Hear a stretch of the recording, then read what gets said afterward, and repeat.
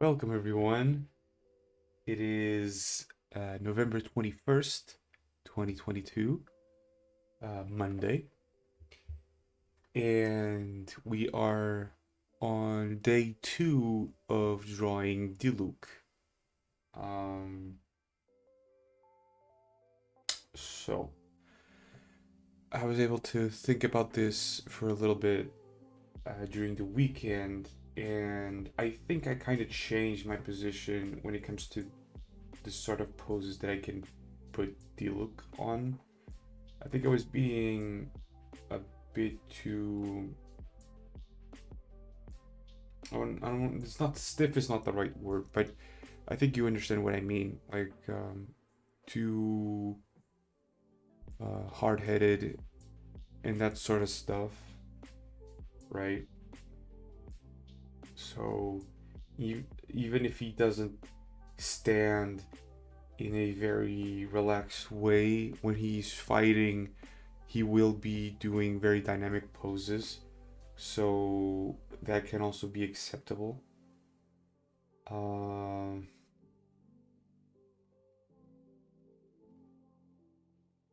and yeah, um, so I think what that entails is uh, perhaps ignoring everything that we've done so far and actually restarting, which in a way kind of sucks, but I think it's necessary. Uh,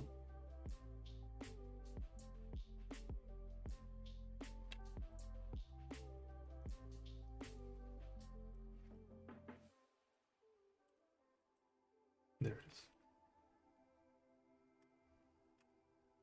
We're going to be working with a square canvas first because I'm not sure what the composition will be.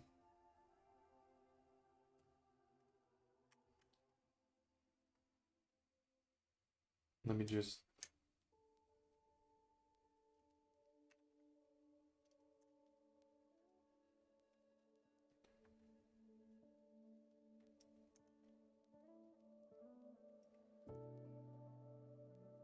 Okay.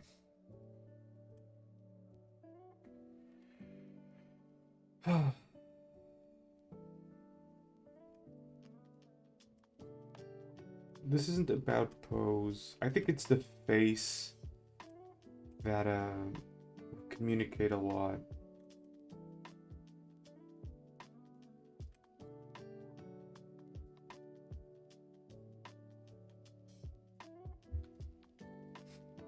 So, right. Perhaps if we are more open to the torsions, so the torso will do like this, the leg, at least this leg right here, will do something like this, right? And the other one will still like that. Gotta like make mental notes of that so that I can understand the torsion of the body.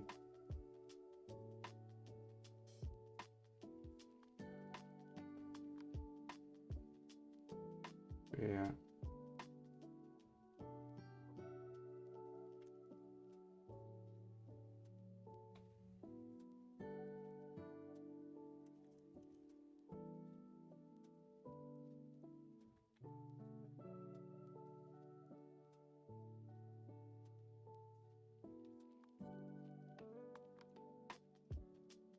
So it has to be something like this.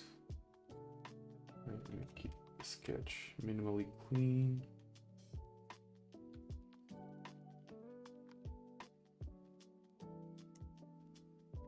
The center line is going to change a little bit, but that's okay.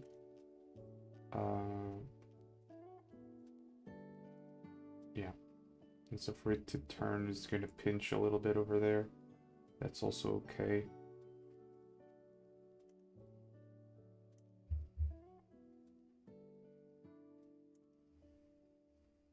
I've been trying to like study anatomy this past week.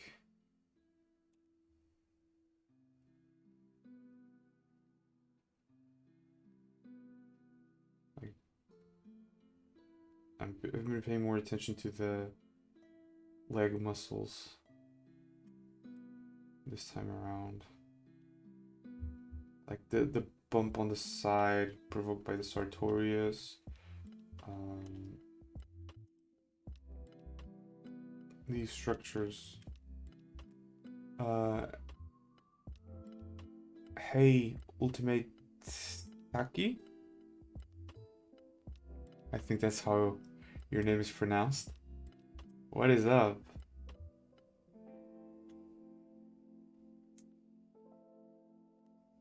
Have you had a good weekend?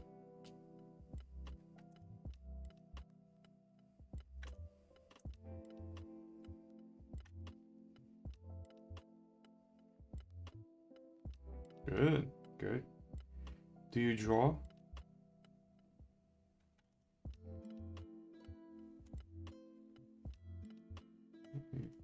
Yo, my weekend was good, man. My weekend was good. You do draw. Nice. What kind of things do you draw?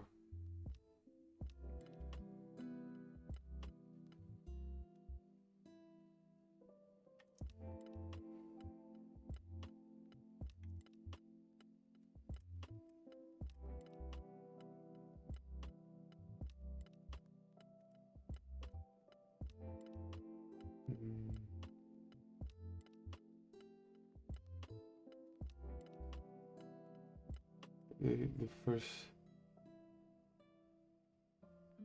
The first leg you did was off by a couple degrees.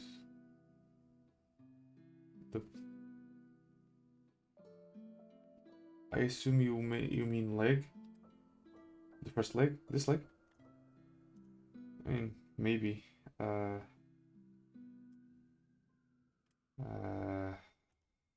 I go by motion, but let me see. Maybe something more like this, right? And something like this, maybe. Instead. And this needs to be like that. Yeah, this part I knew it was a bit weird.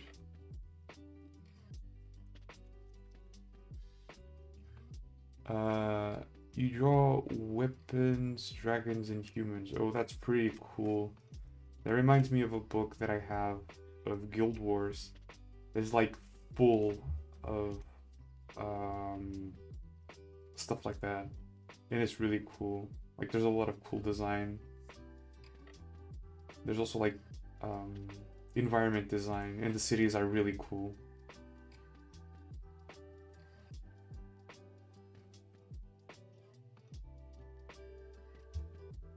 I even like got a book on how to draw dragons because I like it. It's like it's not my focus, but I like dragons. I do it because of Monster Hunter World. Oh, dude, when I got my 3DS a few years ago, I bought Monster Hunter. Oh, I don't want to say Generations, but I think it was that. Let me see.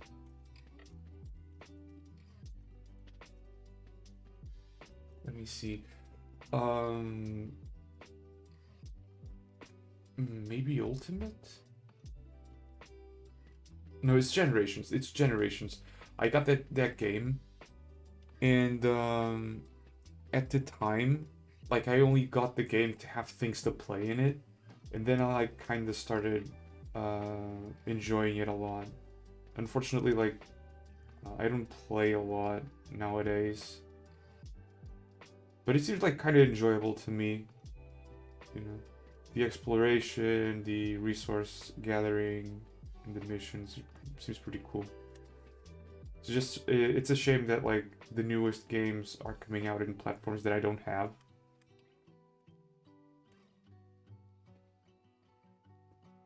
Because I could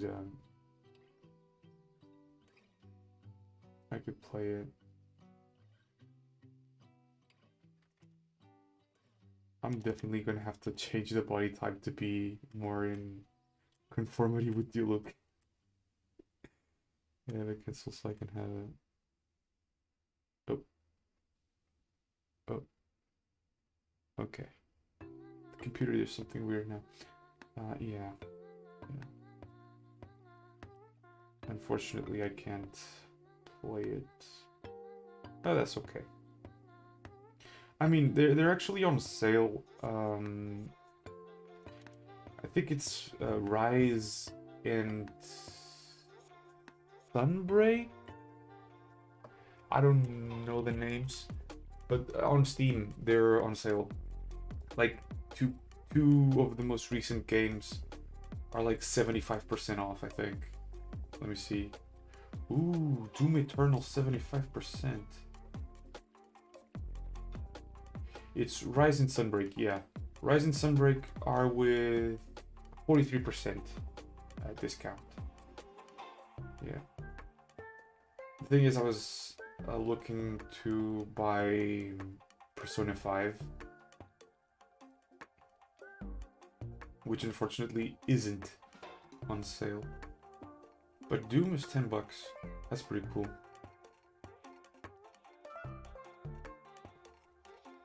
I used to have on my PS3 the collection, like the full collection of old Dooms.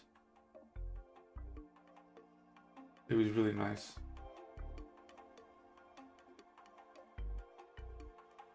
I have not got to draw in a while. My tablet broke, so... And that's what I like to draw. Oh, your tablet broke. Is it like an iPad or something? Because if so, that sucks, man. I mean, regardless, it sucks anyway, but... You know, Apple is a bit stingy with repairs.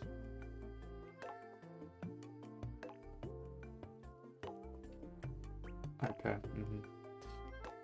Yeah, that really sucks, man.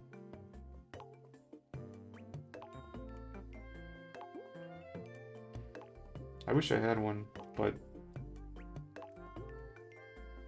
you know, I kind of went with the Huion just for the screen space. To me, the screen space is like important, very important. And what the fuck is happening? Okay, this is completely wrong. Completely wrong. All right, let's go in a different approach here. Goes to the middle of the face, right there, right.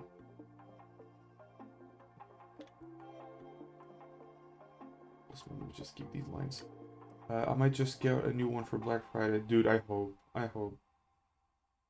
Right? From a fellow artist to another. You shouldn't go without drawing. That fucking sucks.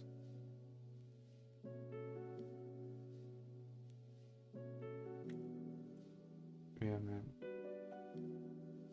I really hope you get a new one.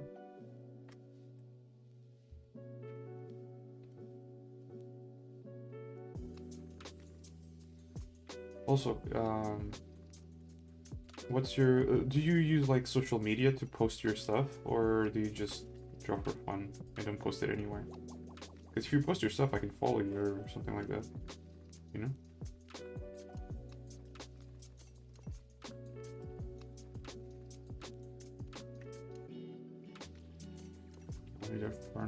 Goddamn. I've been rediscovering that whole dimension of drawing. Because college was tough. I don't post it because I don't paint. Oh, you shouldn't worry too much about not being painted. Like, you know, art is art, regardless of whether it's painted or sketched, you know?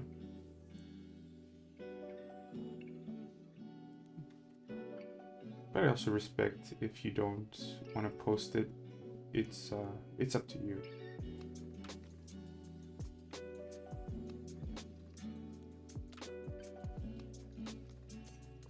looks slightly better. I'm still gonna have to like change the girth of the members, but it seems fine. Okay, if it's like that, then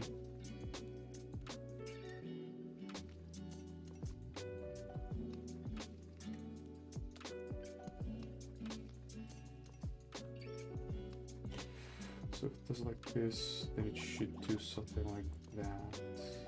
So the tip would be like that, even though the tip is different because it's supposed to be this weapon. Where's the layer? Yeah, it's supposed to be this one. I'm still learning anatomy for dragons, but for humans I got it covered. Dude, I wish. I wish. I've been studying human anatomy for years now, and I always have a lot of trouble. Also because I like take a lot of breaks from it. Never like truly focused, so I'm always like recovering what I learned before I continue. So I go like I go up and then lose most of it, and then recover and go a little bit up, right? Go like a little bit up and then lose. So overall I'm not going that fast. Like I'm going like this. Almost logarithmically, where it's going up, but slower and slower. Also, the music might be up just a tad bit too loud. I didn't realize that.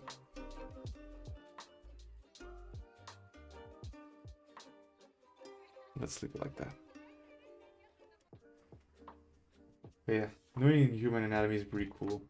Like, it helps so much. This might be a good pose. Just gotta like restructure a little bit. I overanalyzed some anatomy papers while I was little and memorized some. Dude, I fucking wish. The problem is like, when I was little, my parents were more focused on me learning like math, right? Like things that actually get you a job, which kind of backfired because, you know, I went to art school anyway.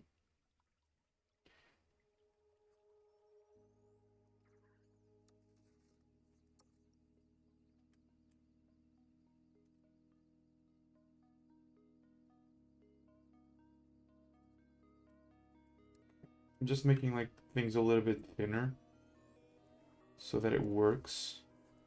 So it would be something like this. There would be a pinch there.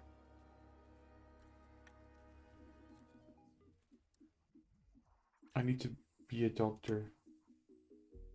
Oh shit, being a doctor is really hard. But so you're still studying or something?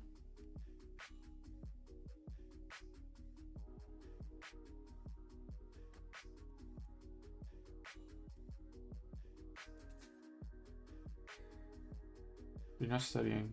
Wait. You needed to be a doctor.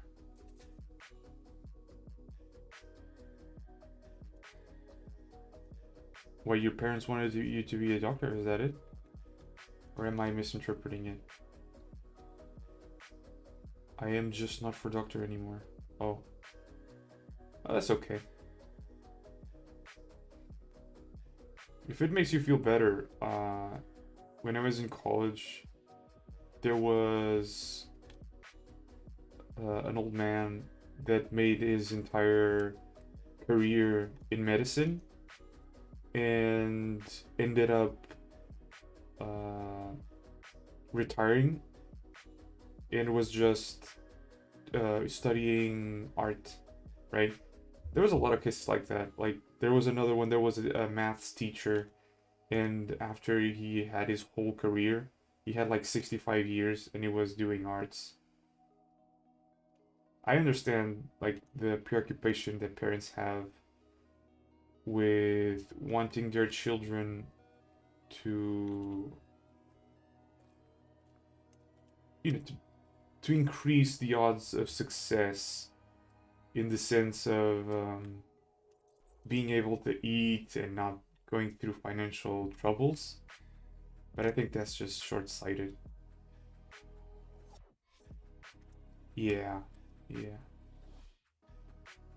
But I've talked about this in like previous streams. It's like the way I look at success is not so much a state that you arrive in, is something that you are constantly doing, right? To have success is pretty much like, or to be successful is not so much arriving at a place, but a continuation of actions. It's a succession of actions, right? And basically, you need to always be moving forward. What your parents want is not for you to be always moving forward. They want you to arrive at a place of comfort, which is not bad in any way, right? But I think that's like the mentality of people that sacrifice a lot. That's that they want to rest, whereas for artists, they won't rest, right? An artist doesn't rest. There's no such thing as retirement for artists. And yeah, I think that's like an important thing that people should know about. There's more muscles here, but honestly, I don't. Again, like lack of knowledge, but it doesn't matter because I know it's like things like these, and there's a lot of muscles, small muscles that go there. Doesn't matter. The shape is there. I can also thin it out a little bit because the Diluc is a bit thinner. But yeah, it's like. So what are you aiming now that you're not aiming to be a? Oh, I didn't know that you were out. What are you aiming now that you are not aiming to be a doctor anymore?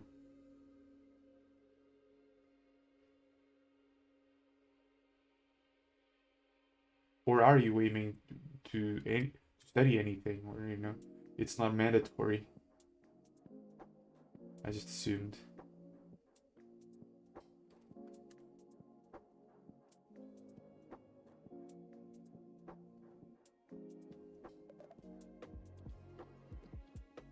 Not anything. But are you working? Or are you like trying to figure out where to go?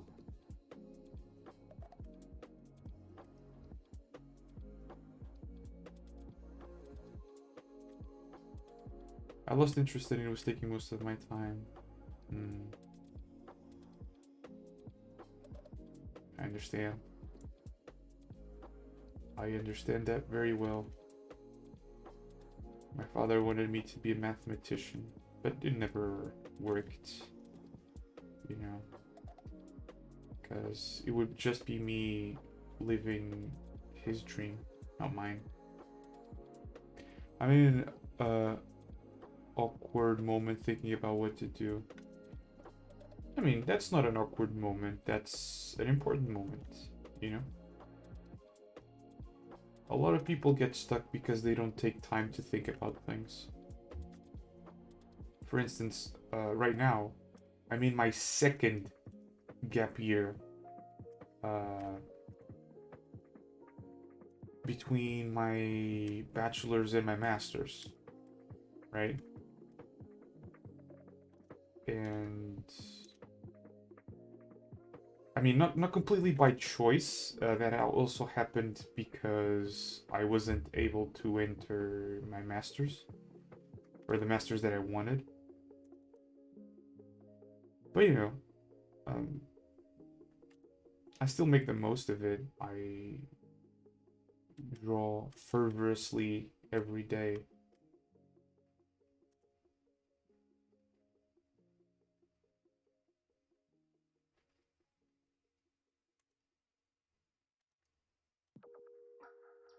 What do you think you're more inclined to do? Go back to studying, um, working, you know?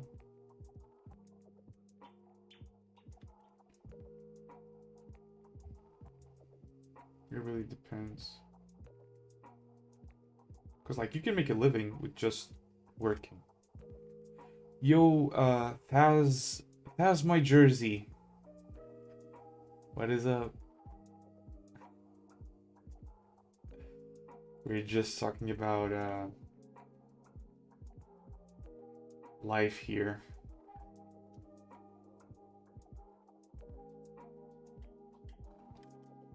Like, I'm getting some equipment to content create. Okay, that's nice, that's nice. Just remember to, like, go slow at first, you know? Like, dedicate yourself, pour your heart and soul into the content that you make, but go slow. Because there's a lot to learn. The head looks really weird.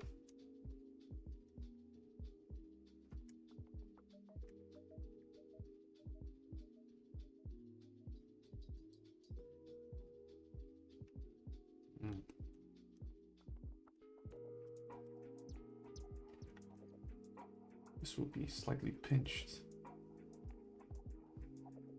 And this muscle will be like that. Because I already know how to edit. Oh man, that's like a major advantage.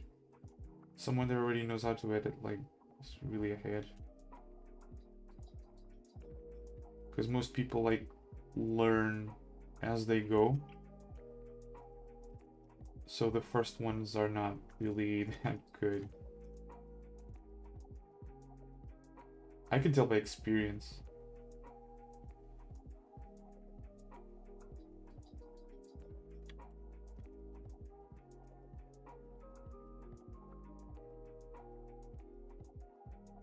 Yeah.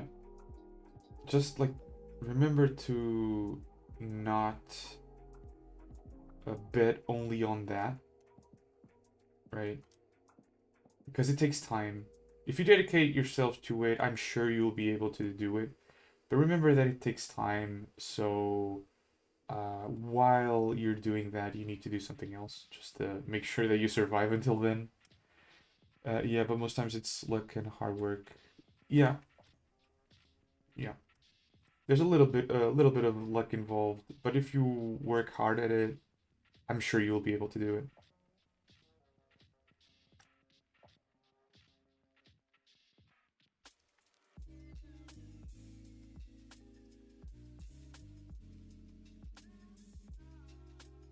Just remember to have something, like, to fall back on while it's not, while that plan is not fully up yet, you know? Can I make this work? Maybe, but I need to do something like this first. But the sword is like that. Okay.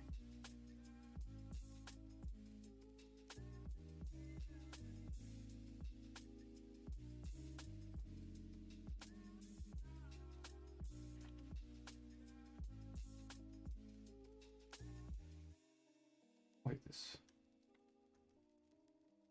Right, and but I believe it. I believe in you. There's something interesting about the content creation space where it's incredibly democratic, right? Like, anyone from any area can make it.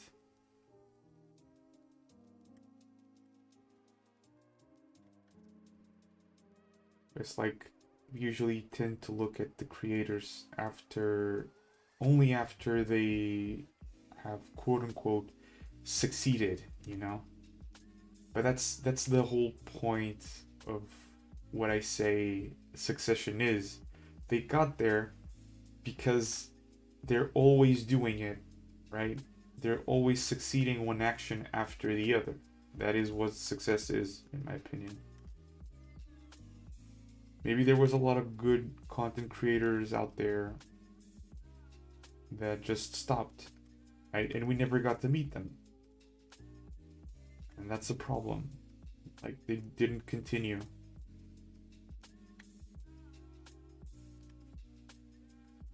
This is a bit wonky, doesn't it?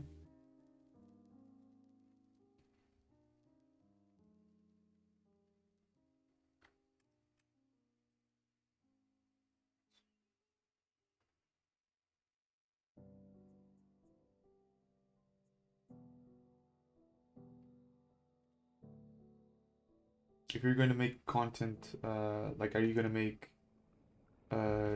art-related content?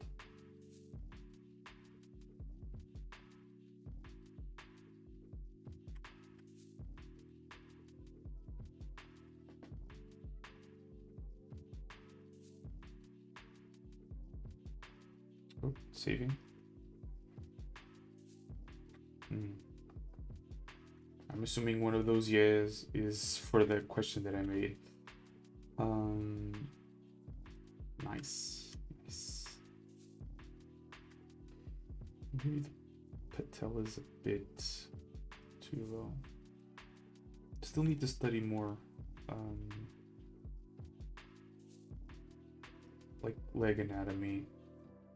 Like, what I know is useful, but I feel like I need more, not for this particular case, but like for more difficult angles. I don't know yet, but it really seems like gaming or some combinations. Can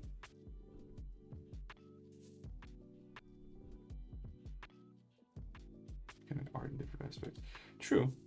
You can add art in editing. You can add it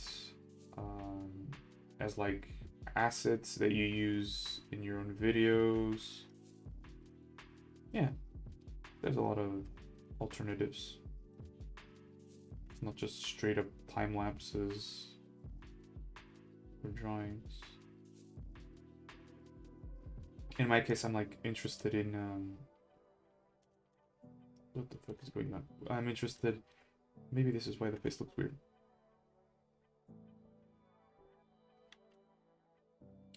Sorry. I'm trying to think out loud while I'm talking. I'm interested in doing animation, right? But the thing is, like, there's a few things that I need to get over with before I do that. I'm always postponing it because I'm really afraid of starting.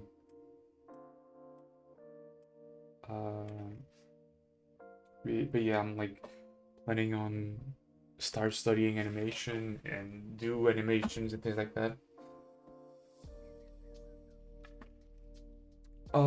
Just like making small stories, and it's 2D animation. Maybe I'll do some assets in 3D, but mostly 2D drawn animation.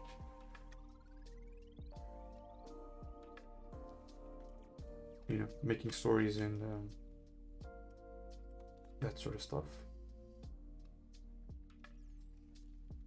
Like, I know that 3D is becoming huge nowadays, but there's something about 2D that I really like. I don't know. I look at 3D and I'm still like, I'm not super convinced, you know?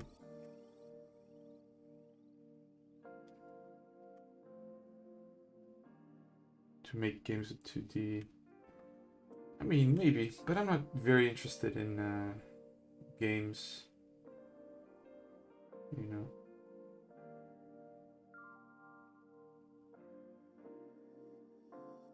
Not that interested in games. Diluc.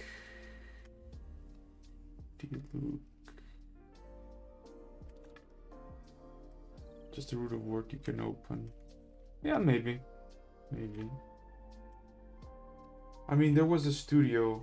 What's it called? Let me see. Um, Let me see. Hades.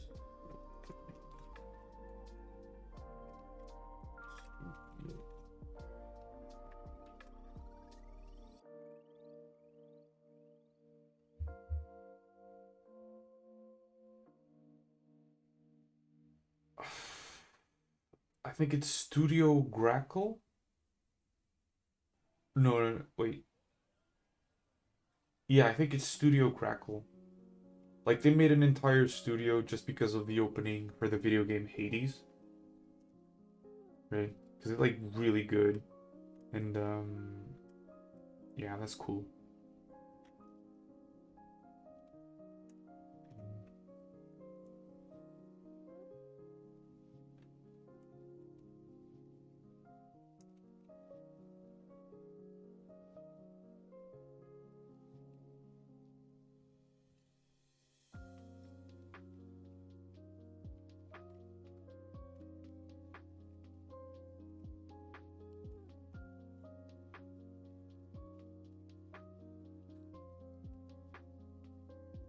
This looks a bit weird.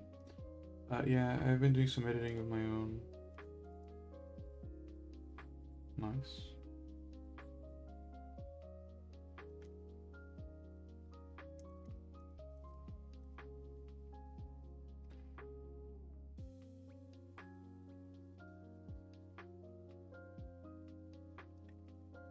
Yeah, that's always good.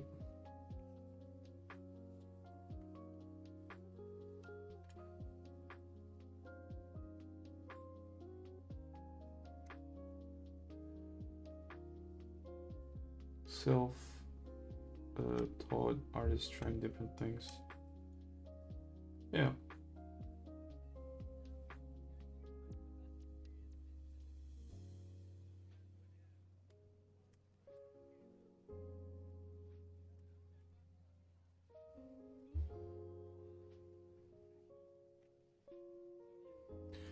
It's like even though I went to college, it's not like I learned a lot about illustration there, because my bachelor's is in multimedia. Oh, it's not my cup of tea.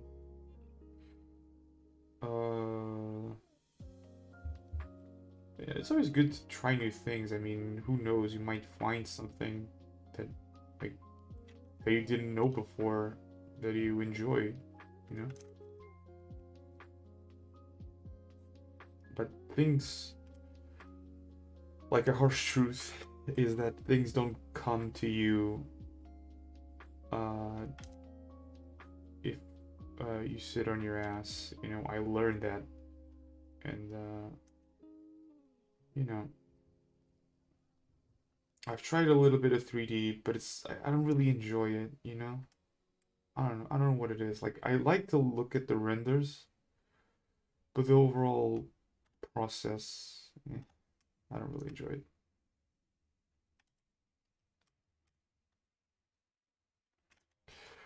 Like I don't know what it is with Diluc. I don't like anything that is coming out. What is happening?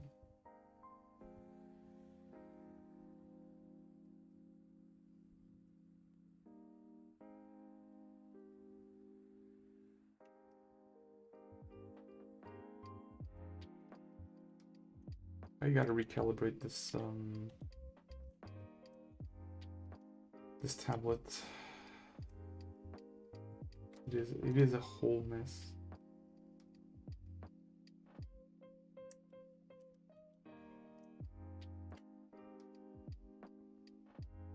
Like the initial pose was this,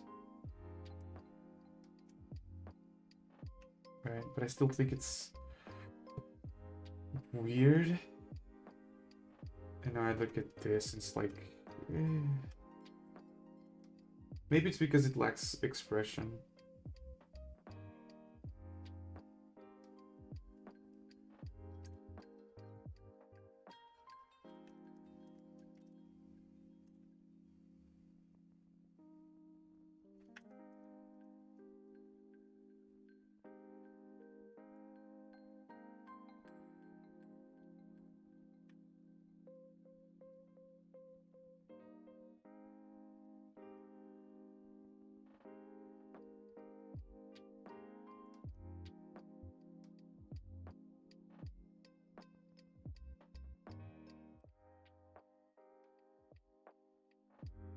like the other better.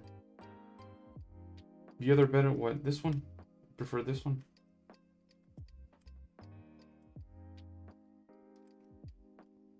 I think it's because I gave like realistic proportions to an anime character, sort of. Right.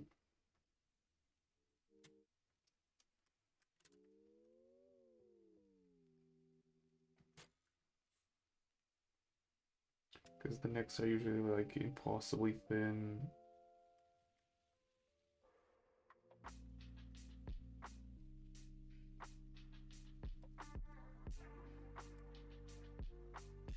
Just gonna make it a little bit simpler here.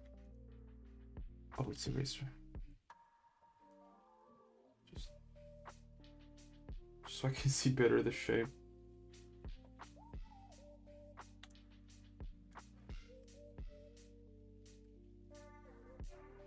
Might require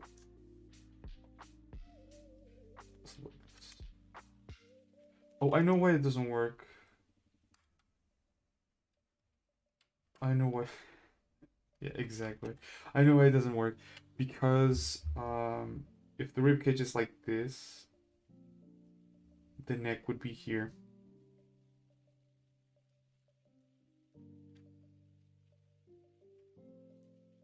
Right? Yeah. So like there's no way the head would be like here.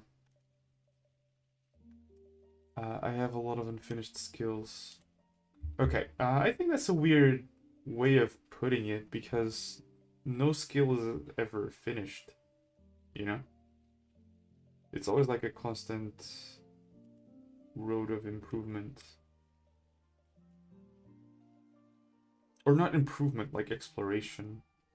Because improvement also is a bit of a toxic mentality.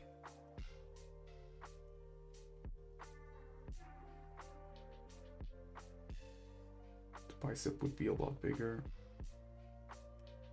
It is a heavy sword after all. I get bored easily. Oh, you and me both. You and me both.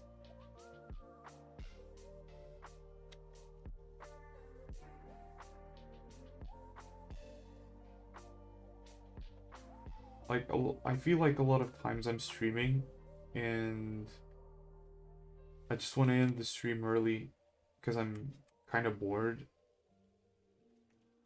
you know? Like, even though I want to do this as a job, you know, illustration or animation or whatever, I think in animation I can deal with it better, but illustration I definitely get bored. Editing, I just have the infinite things to edit on. I think once you start like making content, you're gonna see like it's gonna be the reverse problem. You're gonna have too many things to edit, right? You're gonna start figuring out new ways of making content. It's gonna be great, right? I believe in you. I believe. Like with experience, your content is gonna get like more and more distinguished and what's the word here that I'm looking for? Complex, right? It's gonna be great. So, but you gotta start, okay? You gotta start. If you don't start, then you have nothing.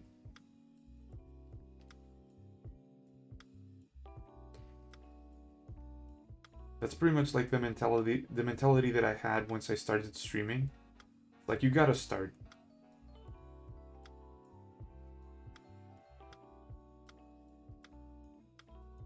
Oh man, with the 2 people that joined today, I could have reached the 30 follower goal, but I haven't yet.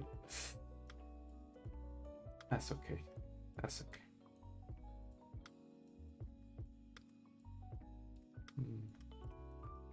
Feels a little bit too thick. Hello there. Hello there. Thank you for the follow.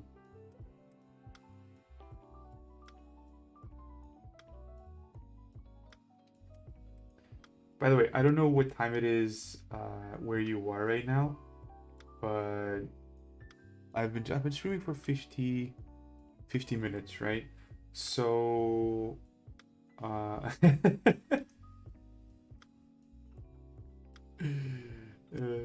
sorry about that. 3:37. I pretty much start streaming at your 3 until 6. So you know, if from Monday to Friday. So if you're ever like in need of background noise or something, or just want to talk, you know, if there's anything interesting that you want to talk about.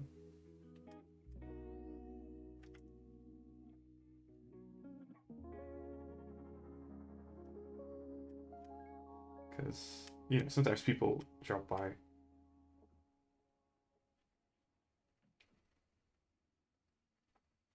So, have you got any ideas for a drawing challenge once I reach 30 followers? There was a 3 is right about the time that I have free time. Nice.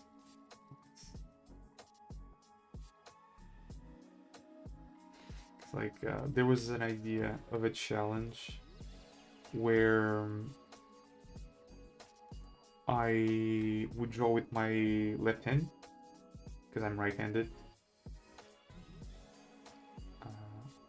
The last one that I did like was really hard, which was just drawing something in paint and rendering and everything. That was tough.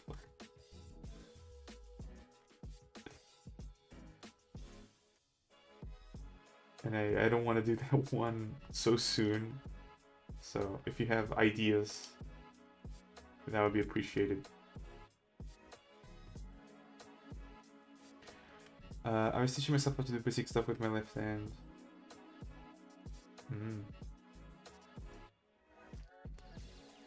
Yeah, it's like learning everything all over again. Pretty much.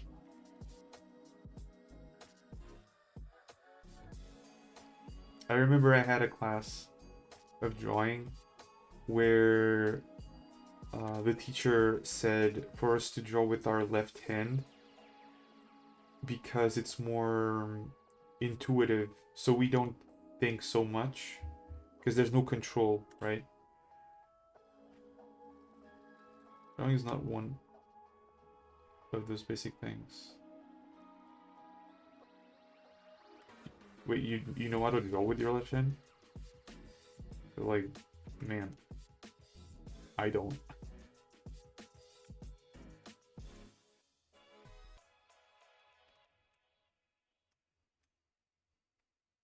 Okay, maybe the hair can add some expressiveness to it.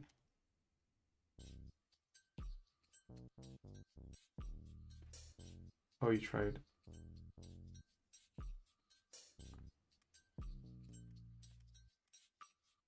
Like, you mean that drawing is like hard?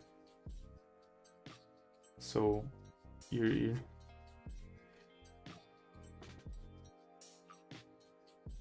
that it? Because if so, I totally agree.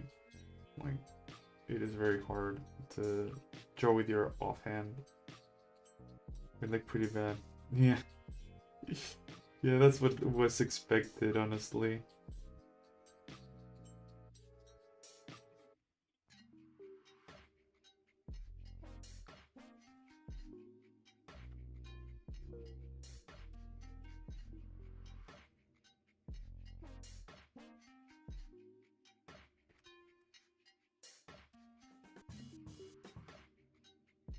Okay, maybe I can make the hair, his hair go like... Let me just analyze the shape here a little bit. So we have a big one. We would have something like this, right? So like this. And that side has it more lengthy.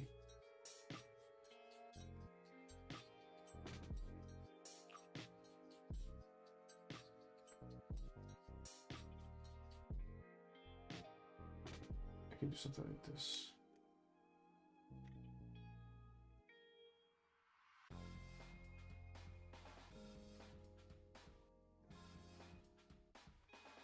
Yo, I don't know, I found it easier to start from the feet while drawing left-handed.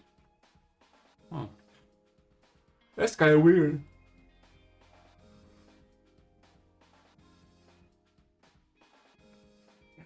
That's kind of weird, not gonna lie. But you know, whatever strategy works, I guess.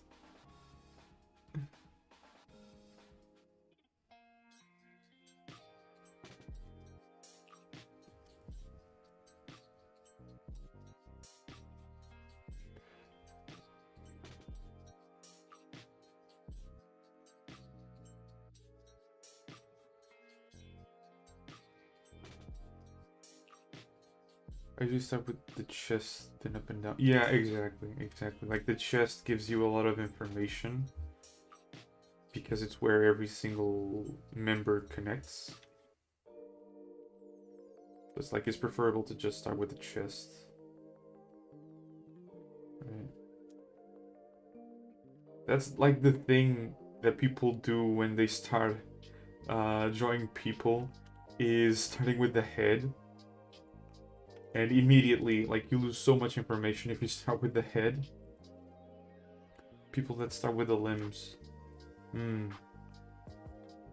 I mean, starting from different body parts can give you, like, a different insight on how it works, right? I don't completely discredit the idea. I just think it's, like, a really weird approach to it.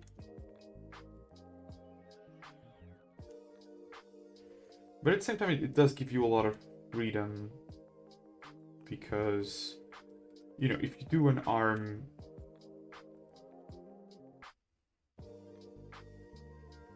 okay, if you do an arm like this, right, and you leave the hands like that, so you do the hand like that, and you have, I don't fucking know, the arm doing this. This would be a deltoid thingy. Whatever. Right. It's like it gives you a lot of opportunity, because the only real information that you're giving about the torso is that it's connected here, right? But it's like the arm is known for having a huge range of mobility, since the scapula is like a floating bone, right? It can go up, it can go like this. It's like, we usually start with the torso because it immediately gives you the most information about the pose. At least that's how I think about it. Some people might start with the torso just because it's the largest piece.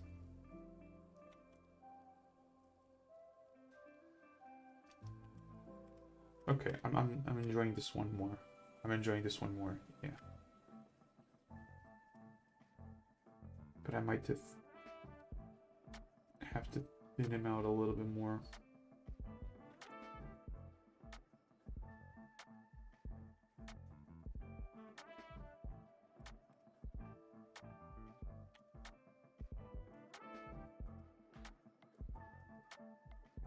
Okay, the legs are pretty big, so there's not a problem with that, I think.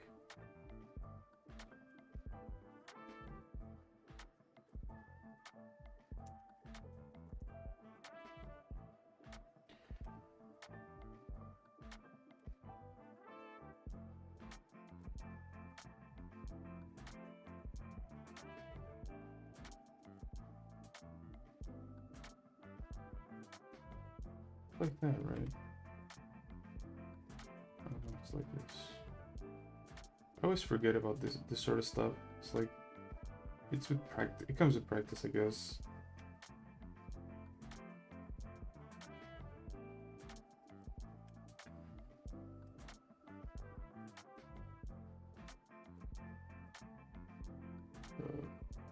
But right here, and I think I can thin him out a little bit more here. The character does not look good with a big sword, but unfortunately, it's the sword that he uses. He's a claymore user. A claymore is like the large sword. Unfortunately, like this is from Genshin, right? And Genshin Impact, I don't think it's going to make bulky characters. Because it's a Chinese company and they have, I think it's a Chinese company because it's MiHoYo. And it looks like it would go hand in hand with a European rapier. Yeah. Yeah, that's the problem. Like every single male, not every single male, but like there's a lot of males in Genshin that look like they would go with rapiers instead of claymores. But they don't do beefy characters, so the claymore users tend to look very thin. I think that's like one of the reasons why the character looks so off to me. Because like the weapon is really big, but the body type is really small, right? Like you're pretty much thinking the way that I'm thinking. Also, I'll have to adapt the sword to be this. This looks like more like a scimitar rather than a claymore, but whatever.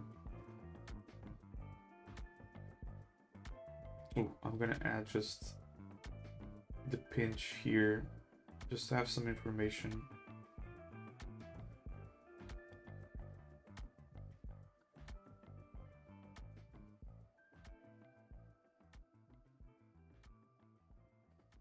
Also because of the red color. Maybe make it black and it will look better.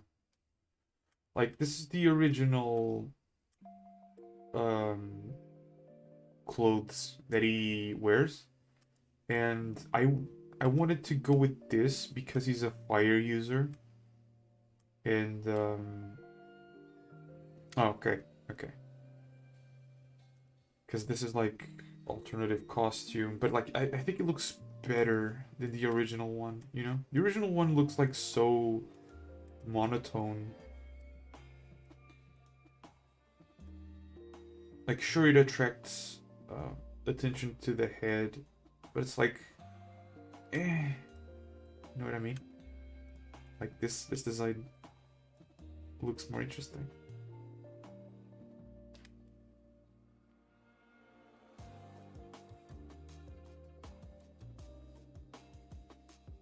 I mean, I know, but it's like,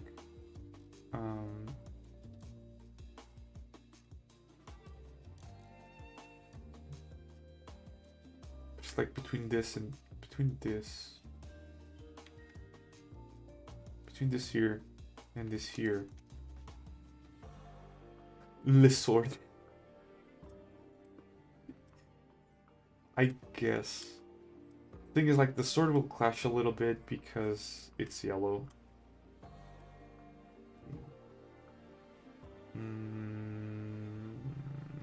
Okay. I think you convinced me, but we're gonna need, like, references then. Let me just get references. Diluc.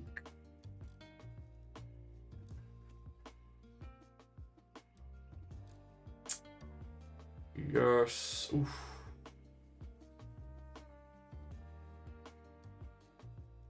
Copy image. Paste image. A bit.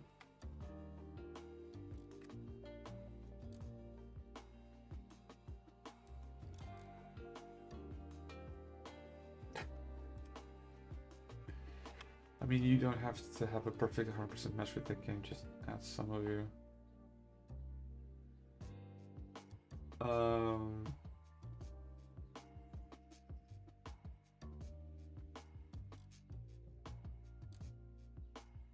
I just I just like to make the design similar so I can focus more on like learning how to render things.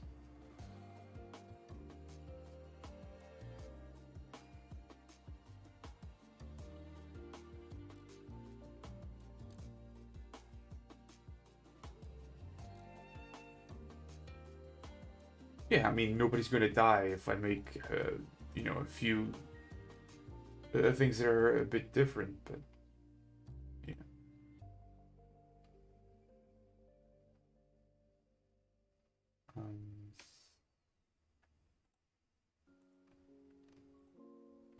It's just that, like, if I put too many variables, nothing is gonna come out good. And I'm like trying to draw every single character. So it's like, I focus more on some things rather than others. And right now it's like, I don't change the design much. Zoom in a little. Yeah, eventually I will. Like when I'm using the reference, I will zoom. I'm just like zooming out to see where I can put the images.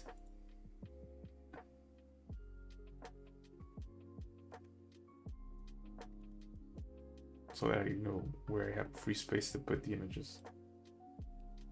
Like don't worry about it. Okay. I can like zoom in, and I will when I'm using it.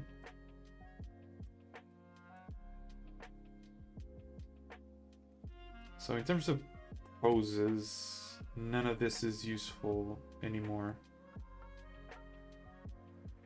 Right? I'm just gonna do like this. Just to organize some stuff.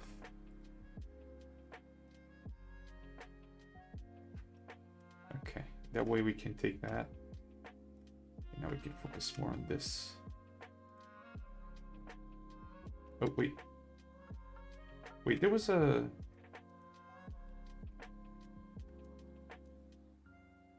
There was a Diluc there. Did I erase it? It's gonna be done to make the shoulder platings. I don't think so. I think it can even add some dynamic to it. Because it has tassels, right? But the brush is too big. It has tassels, so it's like if the arm is moving like this, or better yet, it's moving like that, right? The tassels will take some time to react, so we could do something like this, right? To express some motion, like something like this.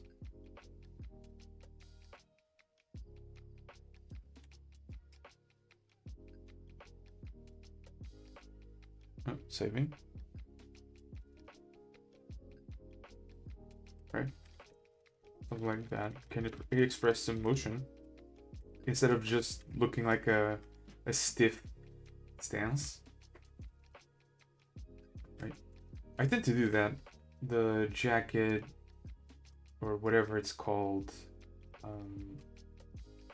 right, goes onto the bottom of the legs. In here, you can do, you know, something like that.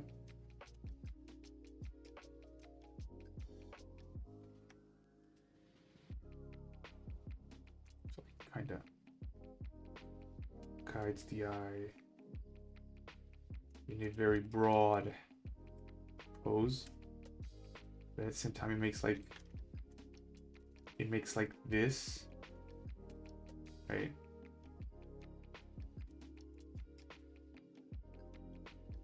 And then an extra triangle here. But I don't really know where it points. Maybe the hair? Maybe to guide back to the hair, something like that. This one is important though. This line right here, right? I'm gonna catch mistakes like with weapons because I draw themes. Yeah, yeah. definitely.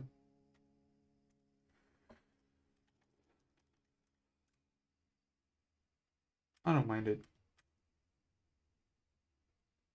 I'm gonna just reduce the opacity here.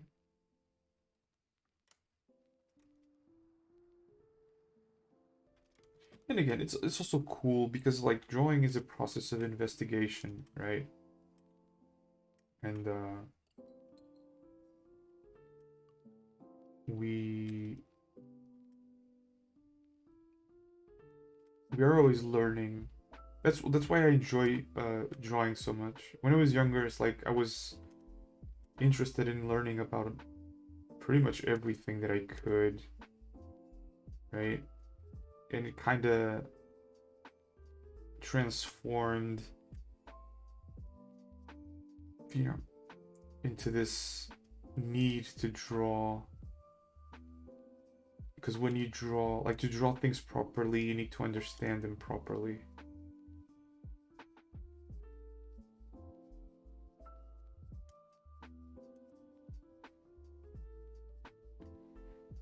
So I can always tell when I don't know what something is because I can't draw it.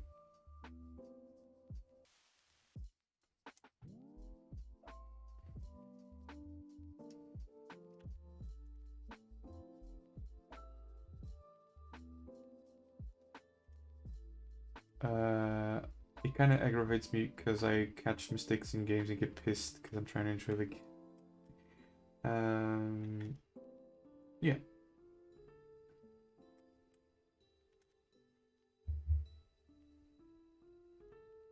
Still, it's like everybody makes mistakes, so it's like I'm sure a game like Dark Souls, you know, it's not easy to research that type of stuff. So I'm sure a game like that would have a lot of mistakes for weapons. I mean, it's not necessarily realistic to imbue your weapon with magic. So I'm sure they also took a lot of creative liberty with it. I'm not gonna make it wavy. I'm gonna make it simpler.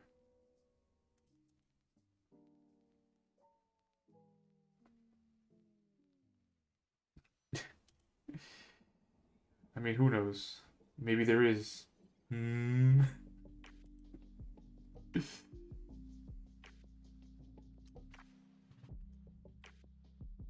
But nonetheless, it still makes an enjoyable experience. Well, as enjoyable as dying repeatedly can be, but...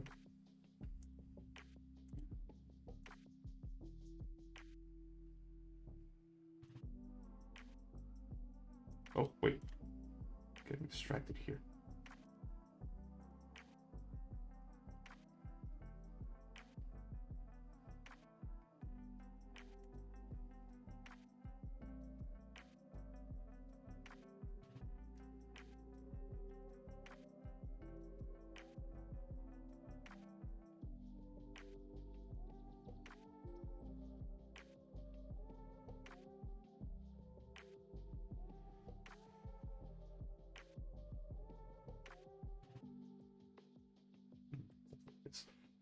You wish.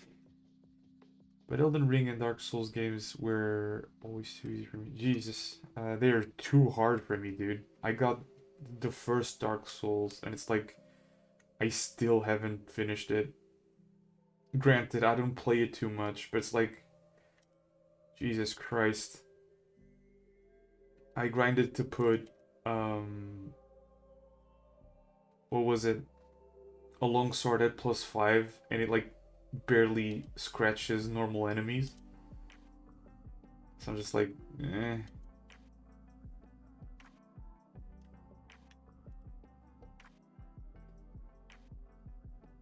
Oh, not me, dude. Like, for me to get the timing right, I need to practice a lot. Really a lot. Like, you know when you get to...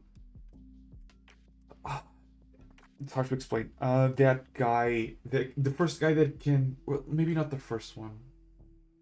Like, there's a demon that gives you a special type of Titanite in the first game, which is like um,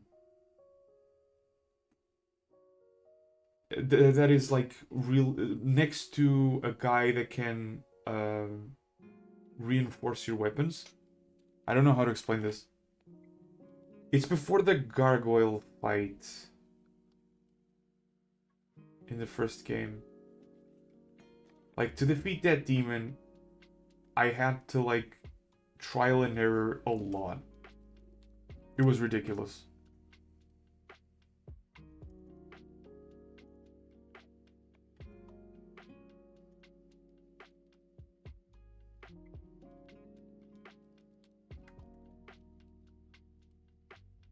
Yeah.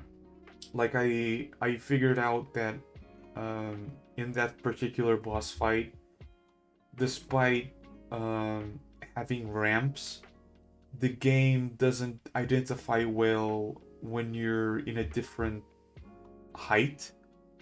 So you can actually abuse it to dodge a lot of the boss's attacks.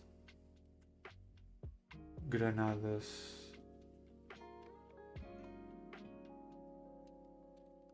I was always good with granadas. You know how you have a couple of frames of immortality. I abused the heck out of it. Yeah, but I think like in Dark Souls 2, there is no high frames. That's why people like kinda hate it. Right? Grenades. Yeah. Okay. I figured that was what you were trying to write, but I was a bit confused. Yeah, grenades. Um. Hmm. I mean, with grenades, I think I don't have a lot of problems. But, you know, Dark Souls is just, you know.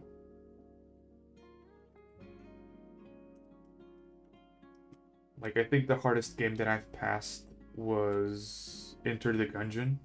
And even then, I haven't, like, fully finished it yet, so. Was it? Okay, it's like that. So, rounds.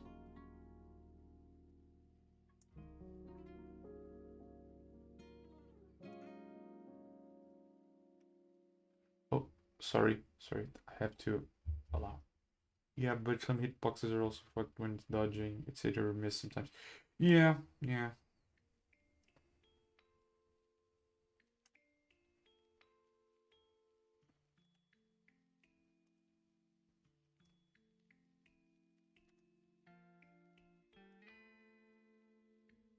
Would it be more interesting if I did like this? Maybe.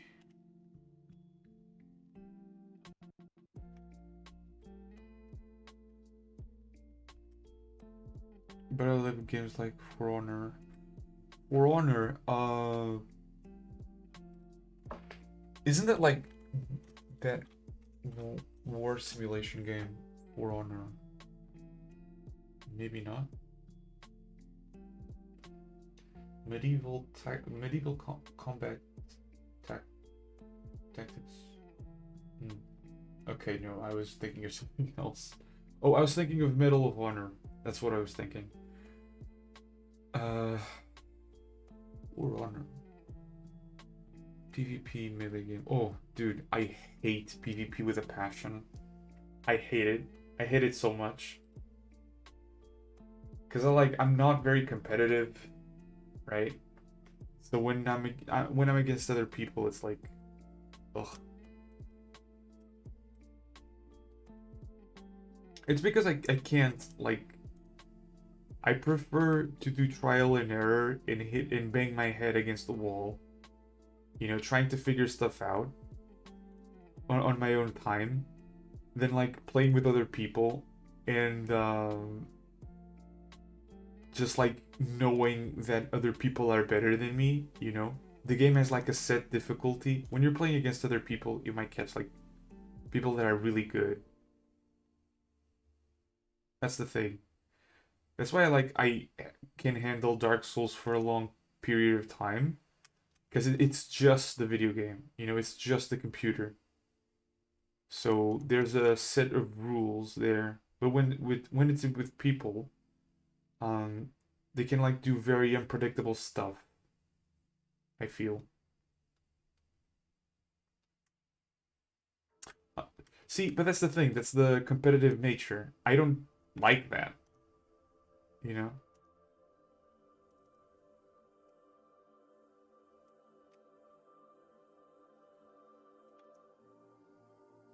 And it might be weird, but like I don't like different strats. I like to figure out what strats work and go with it.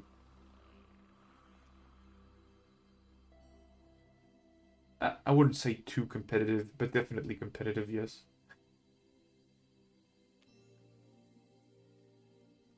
Like too competitive would be, you know, raging over someone winning against you and not letting it go. It's like I've played League of Legends for years, and like only in the last year or so I finally figured out that I'm just not competitive, right? The game always convinced me to be more competitive, but it's like that's not me. Not that far. I don't let it get to my head. Yeah, exactly. Like you're competitive, but you know you know when to stop. Some people don't, right? Some people let it get to their heads and it's terrible. Yeah, like I've played League for years and it's like uh the people that introduced me to the game did that thing where the newbie gets into the support role, but I never truly got out of the support role because I don't like going against other people, right? It was either support or jungler, because in jungler, you also spend a lot of time in the jungle fighting against monsters, right? And that's kind of what I like.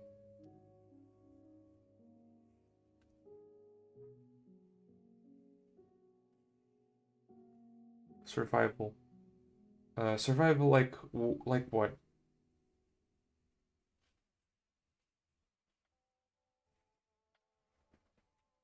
What type of survival games are we talking about?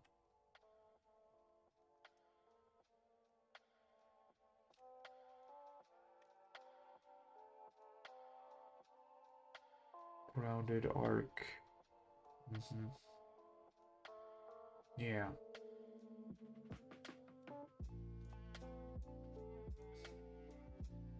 exactly. It's like I prefer more like honestly sandbox games. Like it's cliche, but I like Minecraft. I like modern Minecraft. Minecraft with uh, a clear quest line. I like that type of stuff.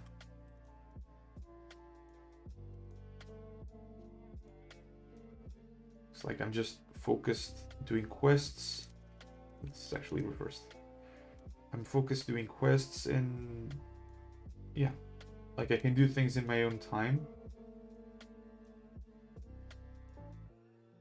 That's why I don't like com competition. It's like because people are constantly improving, right? And I don't know. I can't put my energy into it. Minecraft is an all-around good game. Yeah,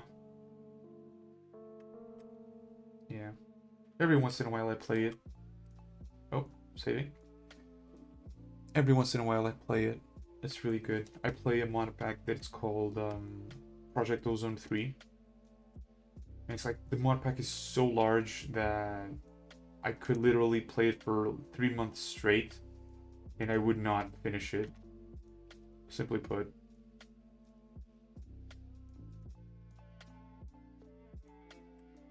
PvP, PvE missions, and ending strategy.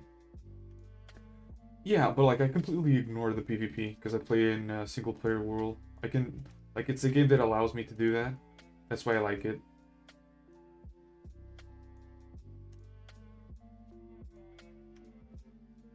Yeah, it does not get boring.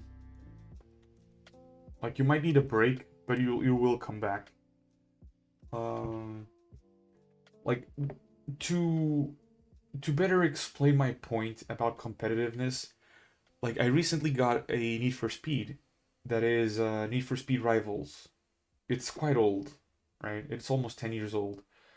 But you know, I like Need for Speed. And I went in and immediately entered the online multiplayer mode because the game forces you to. And it's terrible because in that game you can play as a racer or as a cop, right? And the cops have like a lot more perks than the racers, which makes sense because you need to chase the racers. It was terrible. Like I was like for 15 minutes trying to drive around the map just to see how the game looks like. I couldn't. The players that were cops, which were most of them, were constantly just throwing my car all around, right? And completely totaling my car. I could not play with other players, right? Because it doesn't allow me to do that, right? And yeah, so it would be nice to play with other people if they could just stay away, you know? Like I can see them every once in a while, but they can stay away. There was actually a Need for Speed game that kind of did that, which was Need for Speed World, which was free to play a few years ago. There's like a version of it out there made by fans where like you could drive in the overworld and you could see other players, but you could not hit them, right? And I really like that format because it's like the world feels more alive, but it doesn't stop you from doing the things that you want to do, you know?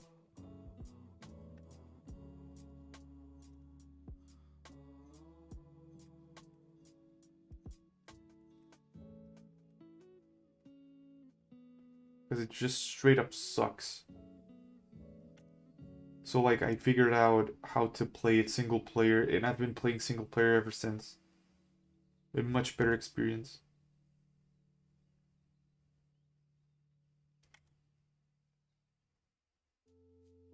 Yeah. Like for instance, World of Warcraft, right? There are PvP areas, and there are areas where you cannot practice PvP, and I like that. I like that. Like dedicated places to practice PvP.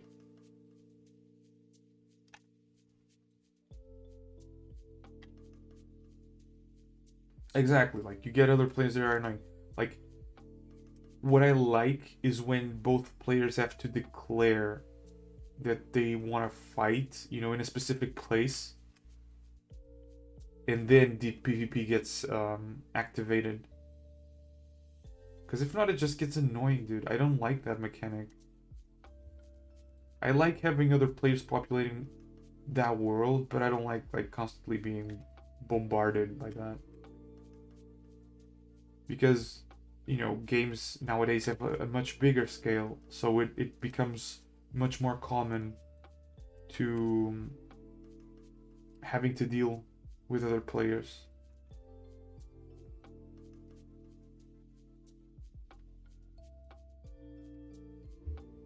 But you know, that's like my perspective on it. There's people that love PvP.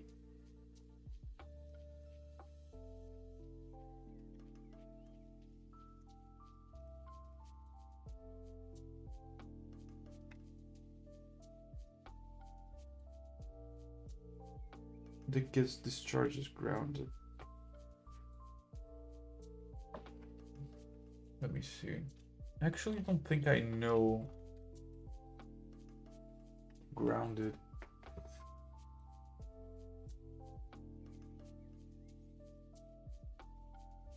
I've heard of Astroneer, but I never like looked at it.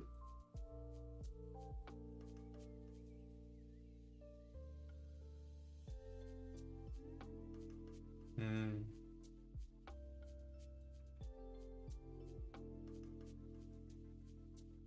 Yeah, I'm looking at the trailer right now.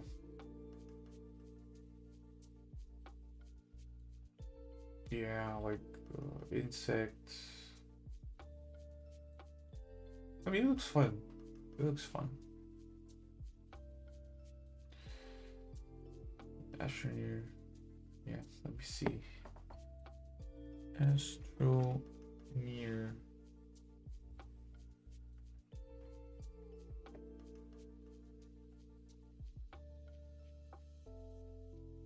Yeah.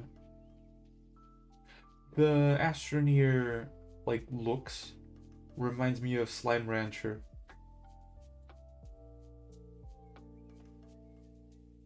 Ooh, nice. A parry mechanic.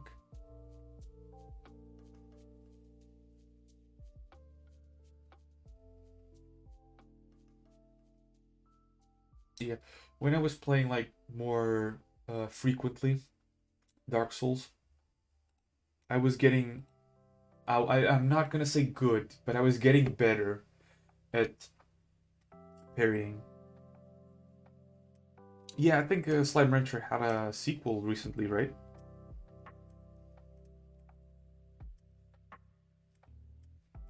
This one has better quality.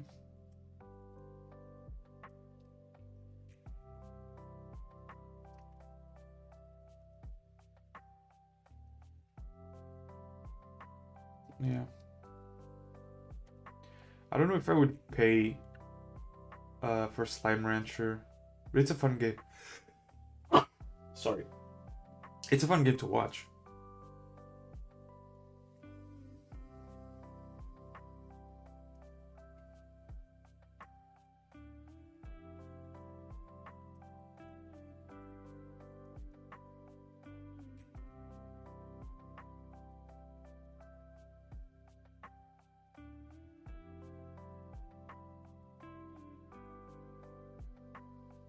As I was saying, parrying is something I've always been good at.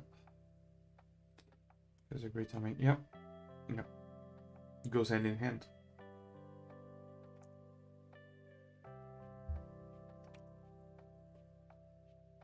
Like, I was only getting better at it in Dark Souls because, you know, I had to, like, fight the same enemy so many times that eventually the attack patterns stick to my mind. That's pretty much it. It's like a game of memorization. It's like understanding the cues of the attacks and responding accordingly.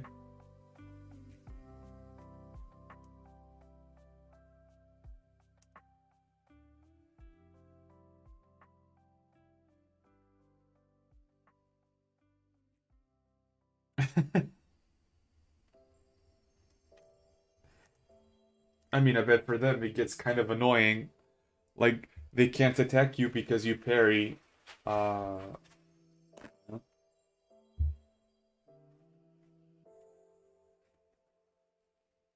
but usually, like in fighting games, you have the grab attack, which can't be parried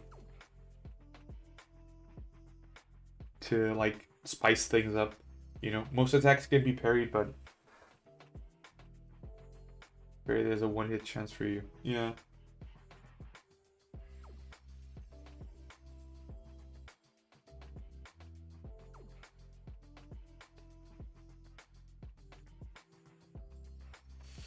I don't hit much as parry. Yeah, but it still gets annoying because they cannot do anything.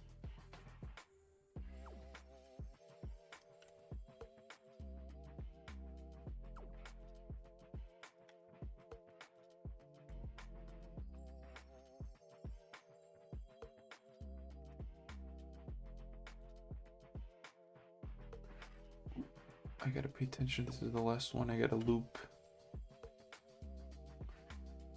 Right, we're more or less like halfway. Yeah, we're more or less halfway through the thing. Alright, this isn't bad.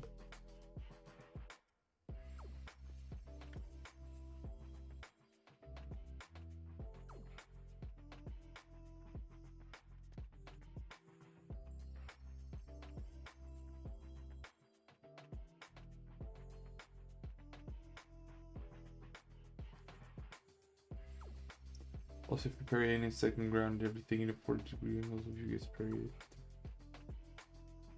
Jesus. Goddamn. Parrying with an AoE effect, yeah, that's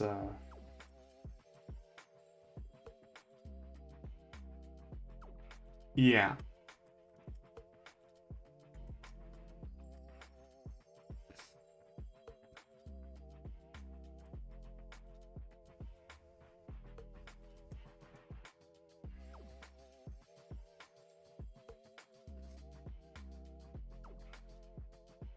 Almost forgetting this line because this wasn't making any sense. There it is. But if you can see that, it means that this is like that. There's this. It's actually kind of like that.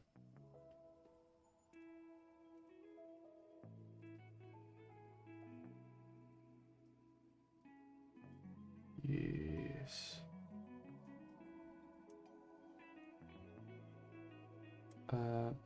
Downside is that you have to block or parry because everything is more than half your health. Jesus. All right. That feels a bit too hard for me. God damn. Not even Enter the Gungeon is that ruthless.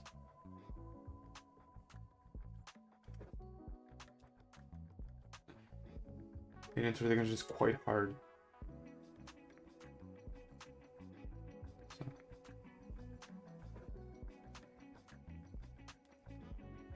Like most times, not even Dark Souls is as ruthless as that. Jesus. Like most attacks don't take half of your HP away.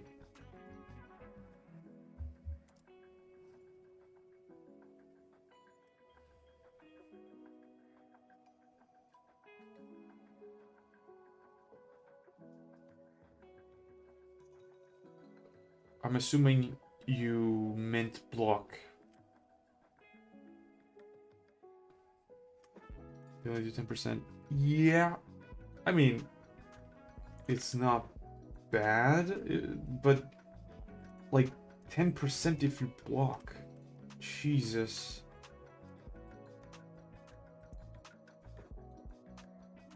Like, is there at least a good way of not getting hit?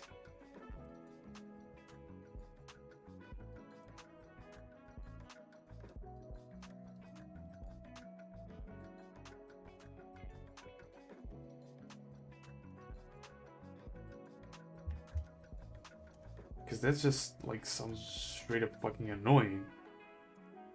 I mean, you block, you lose 10%. You don't block, you lose 40%. Or 50%. Something like that, right?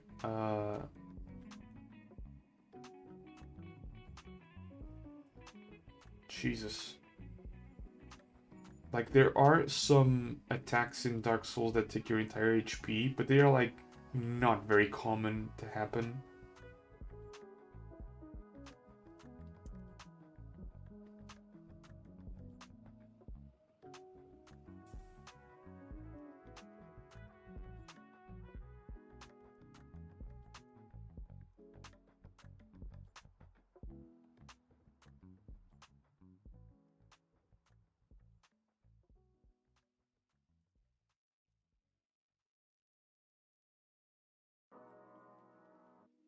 Carrier jump to dodge, but you have to learn the creature's abilities.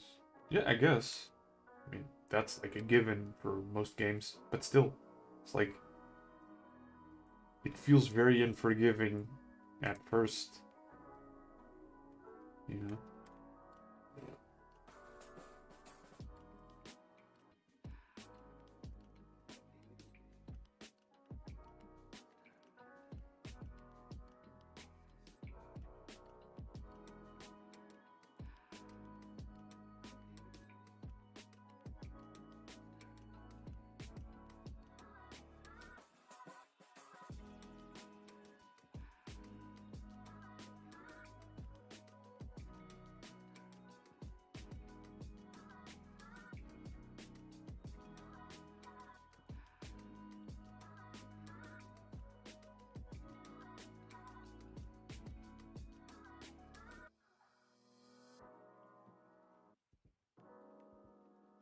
There's a mantis that has an attack that one hits you.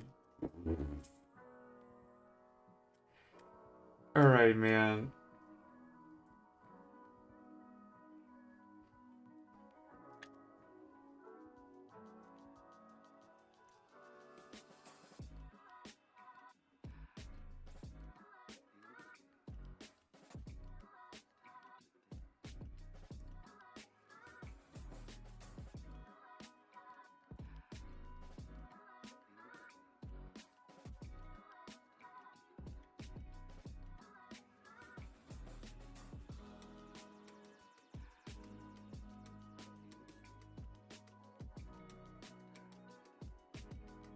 And the mouse is doing weird shit again.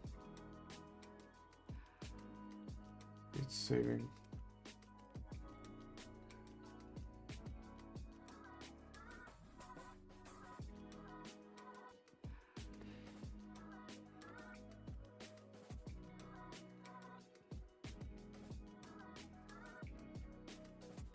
Nah, one hit KOs is kind of bullshit. It's like, it's okay if you have, I mean, it's not okay, but it's like, it's at least somewhat acceptable if you have a way of dodging it, right? Like, you didn't dodge, that's your fault, but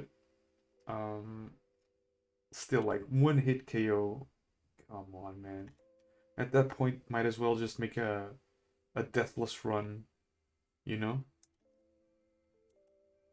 You can also go shield, you can just yank the whole hit, or tank the whole hit for 0% of your health. You can only use one-handed weapons. Oh, I would fucking go shield with one-handed weapons if you can tank without losing HP. It's just a battle of attrition, you know? It's like the Mr. Incredible meme. Yeah, I got time.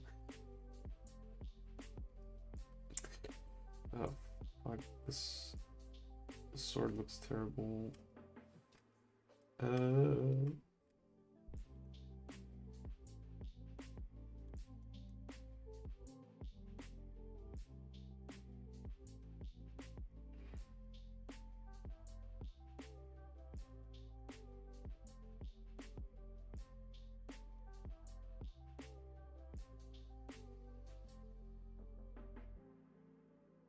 Still, I mean, can you craft shields?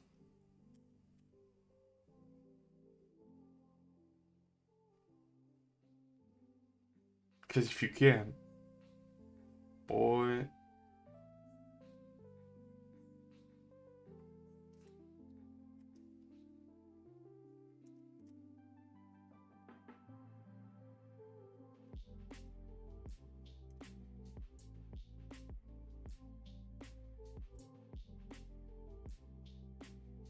Oh, see? You can craft and repair them. Okay. Yeah, there's nothing like stopping me from fucking maining.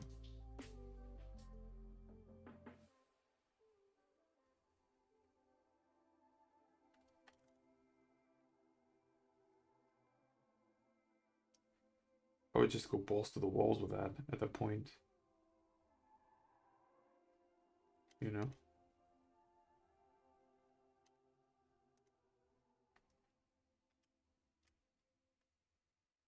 There's also a parry with them that is OP. It gives you 3 hit chances. See? It's like shields superior. Some people might like to play it risky. Not me. Shields? You know? Like, I'm only seeing reasons to use shields at this point. People that know Dark Souls in and out like to play without shields. But it's like, not me, dude. I'm gonna play with a shield all the way, you know?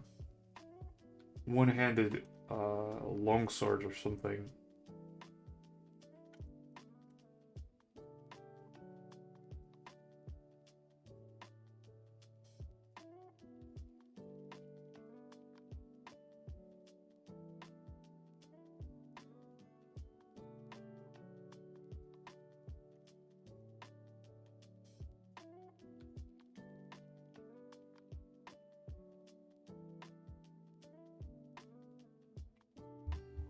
Yeah, I mean, it does 70% less damage. Okay, but you have much more chances to survive. I mean, you block, it does 0% damage. All right. Even if it takes like 4 or 5 times more hits to kill the enemy, if you block and don't take damage, or if you can parry and you can hit 3 times more, to me that sounds like a good deal.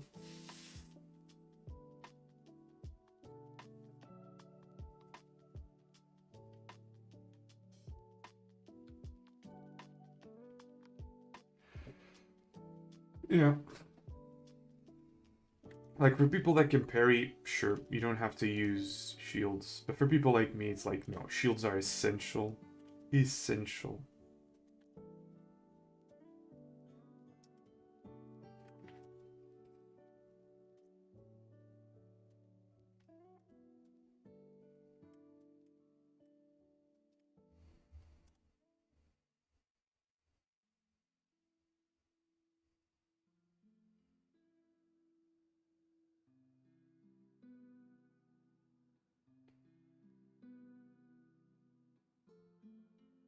Damn, it's a complicated perspective right here.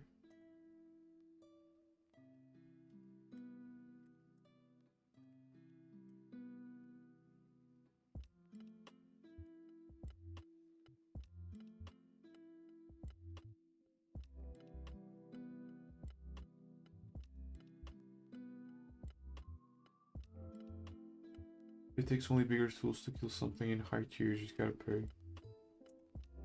Yeah, just gotta parry. Oh man.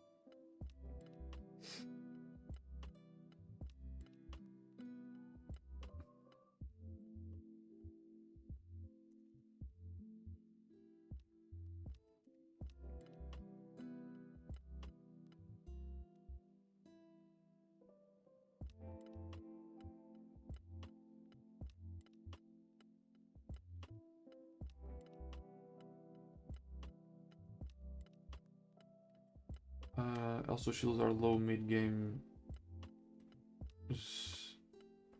and higher. That sucks. See, that feels weird to me because it's like, why are they giving such uh why are shields only like mid game and higher? What? Like now that you have plenty of time you've had plenty of time to practice how to parry, now you're gonna need shields. What? That doesn't make any sense.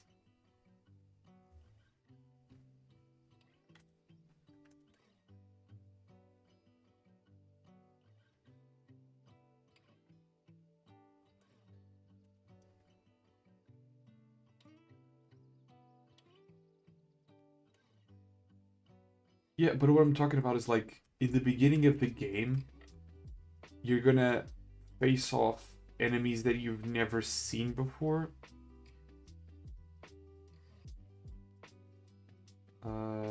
With no shield. I don't know. Seems like a weird design choice to me.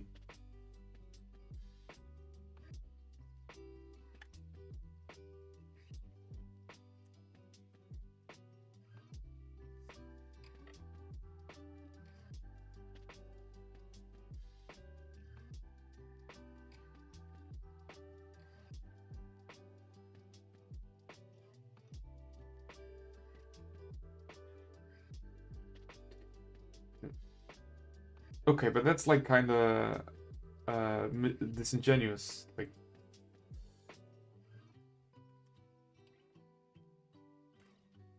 You know, it's like mislabeling the game.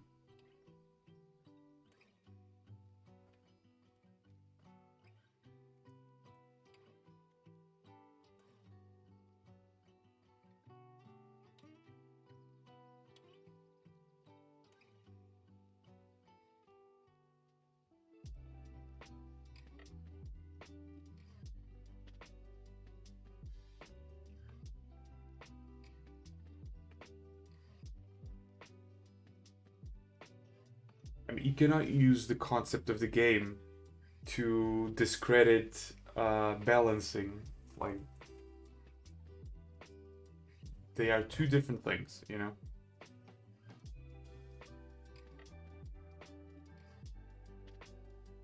I mean, Enter the Gungeon is about you going into a dungeon where everything is related to guns, right?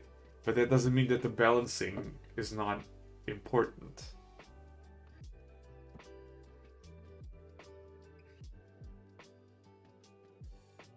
Because, like, they are called mid and high tier for a reason. If you are 80% of the game in high tier, then the name means nothing.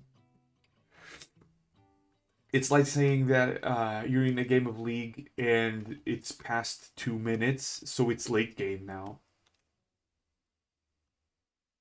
It's like, that doesn't make sense. It's not late. How can it be late game? You know? Whoever named that, it's like, I don't know, weird.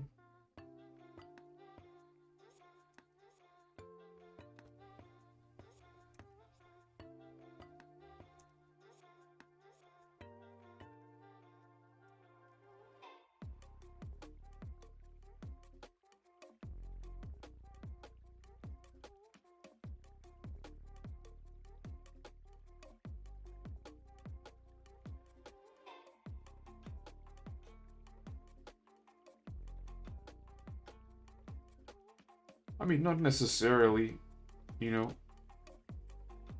I mean, in your case, it might be since you like to speedrun the game, but like, I bet people don't like to die and lose stuff. Shields are a good thing to not lose stuff, you know.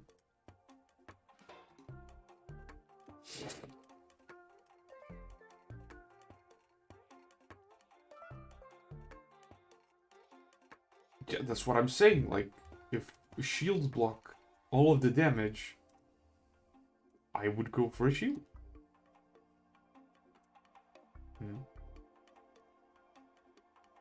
Because I'm not the type of person that takes enjoyment out of making the game harder than it has to be. You can get all items before you even do the first mission. Yeah. I would probably do that.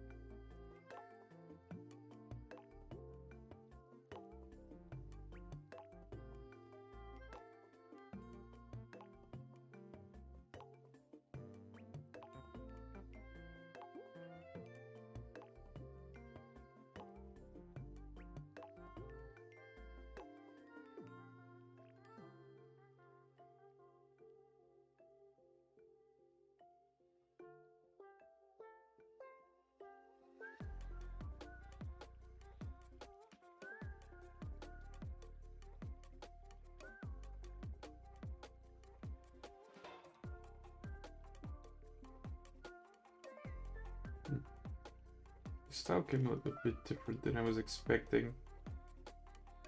I accept it. I'm not gonna like redo it for a third time. Jesus Christ, I already streamed 3 hours on the other one. Not gonna waste more time in another redraw. Before completing the first mission, because there's a 30-second skill. See. Yeah, but that's like, you know, those criticisms are more on the speedrun category. See, that's the thing. Like, you're seeing things through the speedrun eyes. It's like, if you want to enjoy the game and take your pace, a shield is necessary. If you've seen the entire game multiple times, obviously you're gonna want to go fast. Right? That's the difference. But for someone that's still experiencing the game, a shield is necessary. They don't know the attack patterns, they don't know how much damage things do. Shields. Saving again. Ooh, we're 2 hours in. Alright. Okay, most of it is... Okay. Oh yeah, speedrunners are like completely bonkers. What they do. I'm pretty sure he doesn't have that much exposed, right? Of course not. Yeah.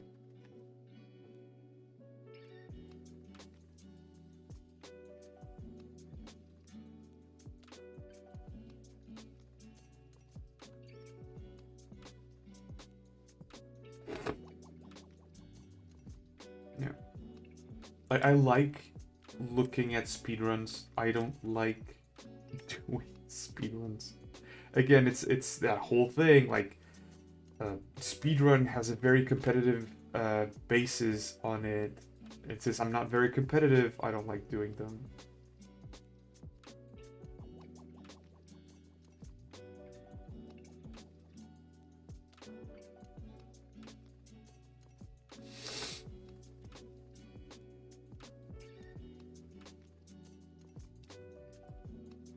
Yeah.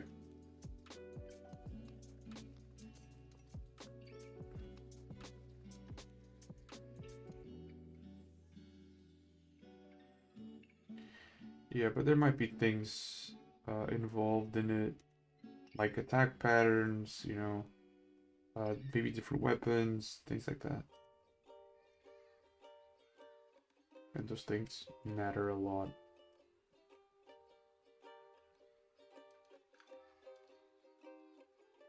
I can tell you, I would take a lot longer than an hour to do whatever it was.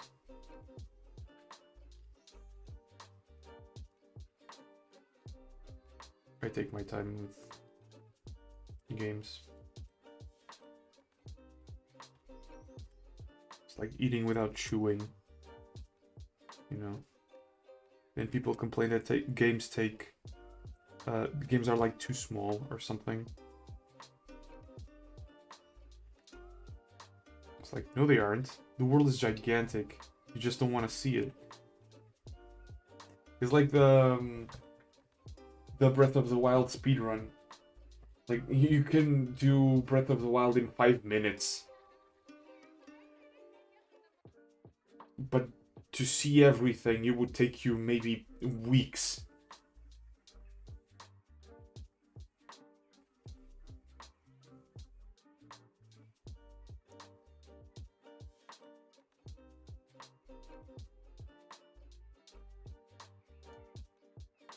Yeah. But that's the thing, like, speedruns are optimized in a different way, you know. Maybe they sacrifice a little bit of time in the ladybug so they can be faster in other places. I doubt that they would bleed 3 minutes of time without any reason, especially in a speedrun. It's like, in a speedrun, almost everything has a reason to happen.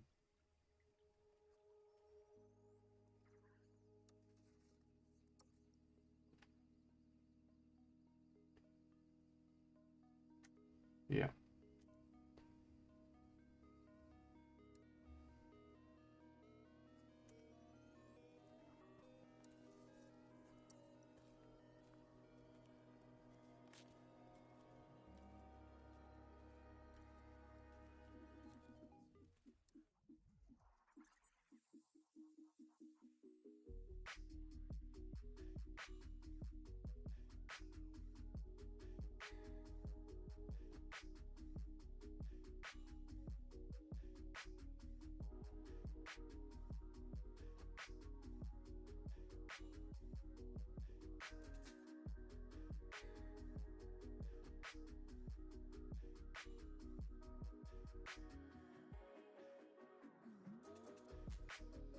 This like that.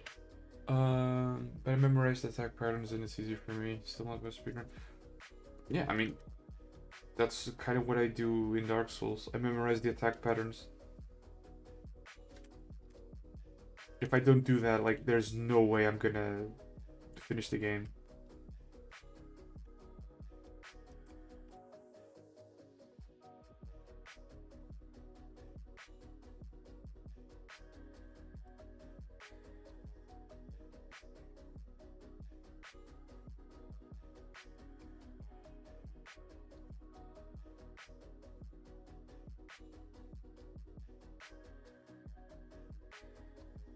God damn it. Pop-up menu.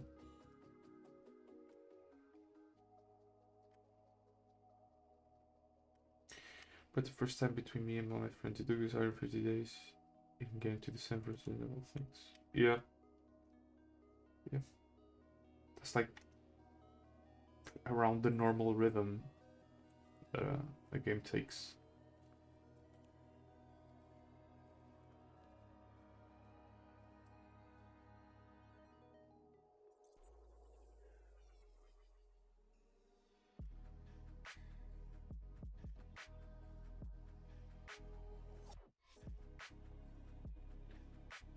We got burned out, so every day in game is 25 minutes. Yeah, that's a lot of time. It's good, you know. I mean, every day in Minecraft is 20 minutes, I think. It's 10 per day, 10 per night.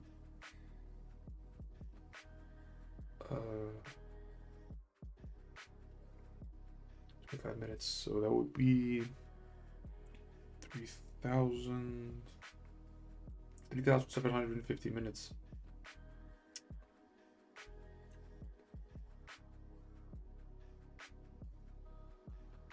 Right? Am I wrong there? 3,720 minutes.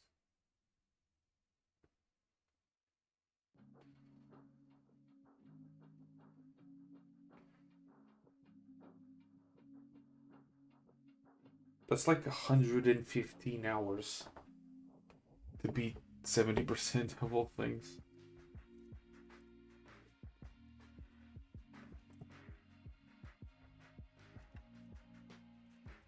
That's pretty cool. I like games like that. Obviously, games don't need to be like super long, but 312.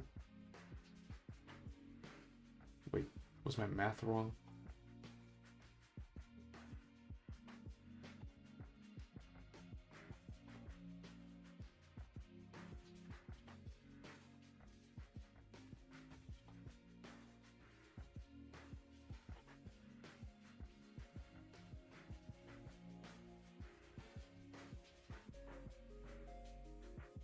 Wait, what kind of fucking math did I do?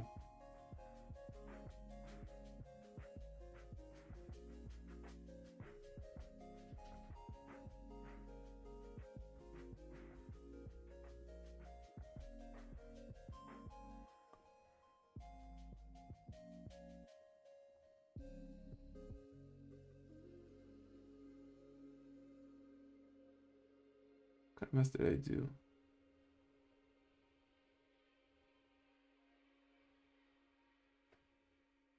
I mean, 150 in-day games is 63 hours. So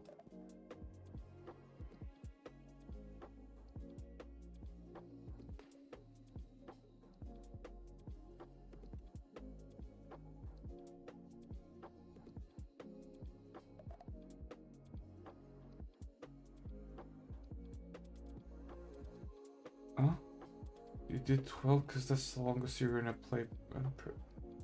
What, 12 hours per day? Like, something is not adding up because 150 days in game, right? 25 minutes per in-game day gives you 3,750 real minutes. And if you divide that by 60, it gives you 63 hours, not 312. So you either played around a fifth of what you're saying you played, or you spent 5 times more in game than you're saying you did. The math is not adding up. It's 900 hours. And then what is the 312 hours? What is that number?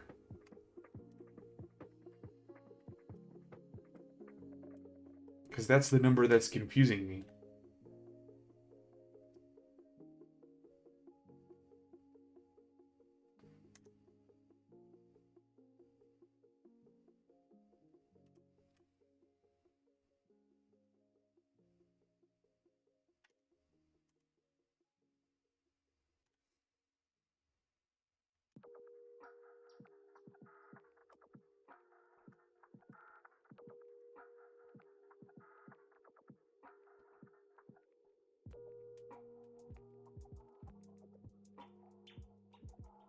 Didn't even think of a background for this.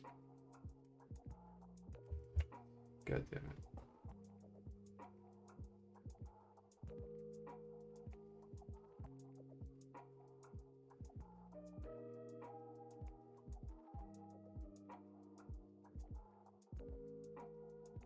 Oh, when you said it's 3 a.m. Jesus Christ.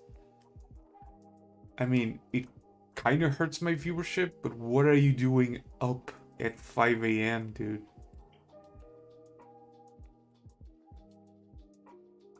Like, sleep is important, you know?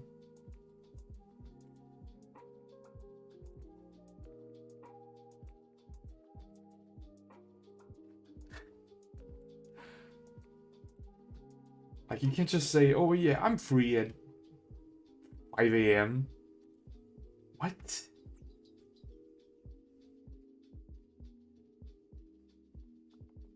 Yeah, but it's not the same. I know, I've done that. And I can tell you, it's like... sleeping during the night is much better.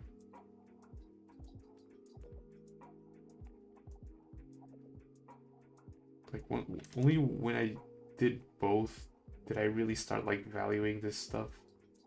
Because recently I was working... Recently I was working the night shift, and... In the night shift, and... Dude, I will never take, like, night sleep for granted again. Sleeping during the day is not the same thing. Fuck that. Anyone that says that is lying through their teeth.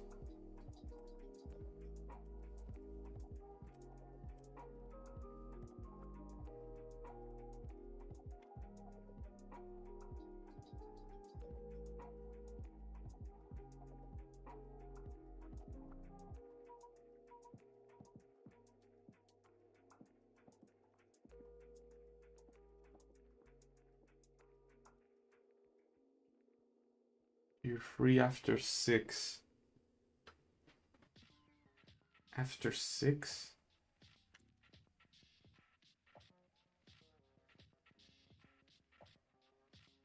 But after 6 p.m. or a.m.?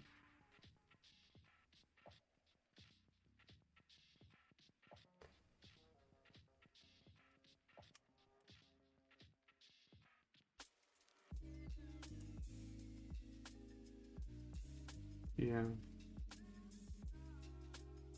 I mean... And when do you start to get busy? Because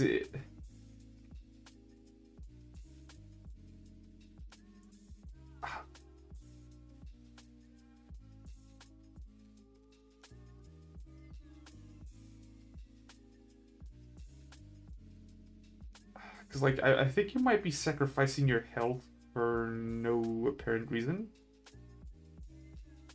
Yeah, you're sacrificing your health for no reason. Like, just go to sleep at like midnight and or even like 11, wake up at 7, fresh with a good night's sleep. Because I'm telling you, like, not sleeping during the night affects your mental health a lot. And I'm telling you this because, you say you want to figure things out. It's like having good mental health is necessary. Being in a good place mentally uh, helps, you know?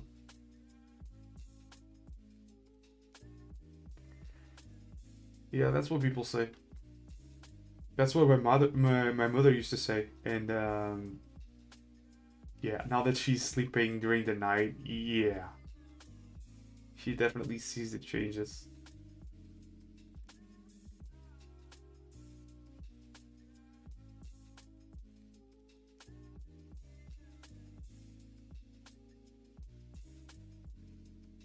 Cause like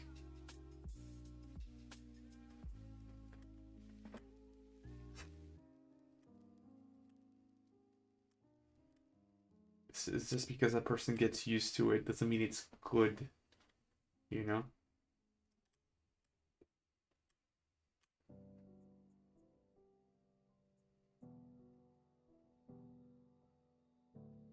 Hmm.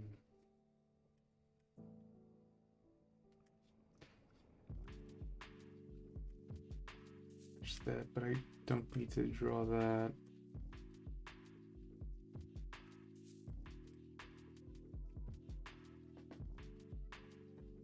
Man, I definitely changed a lot.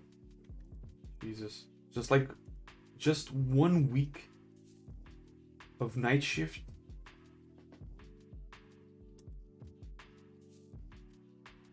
was like so much different.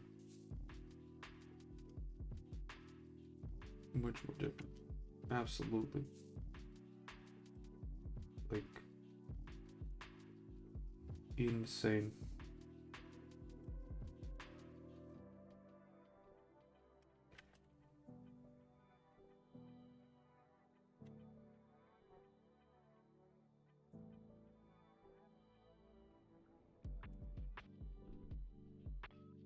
I'm not saying for you to go to sleep now. I'm gonna say what I'm saying is that sleeping in the proper times is healthy.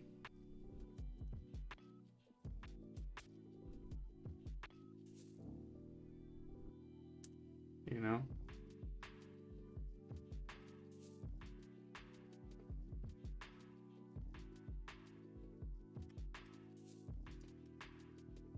and people kind of take it for granted. Like it helps in hormonal regulation, helps in a bunch of stuff. Because, dude, people underestimate the effect of sunlight a lot. I don't know if you're from like northern or southern, meh, English, southern hemisphere. So if you're northern at 6 p.m., there's not a lot of sunlight anymore. But in the spring and summer, it's like nah, not happening.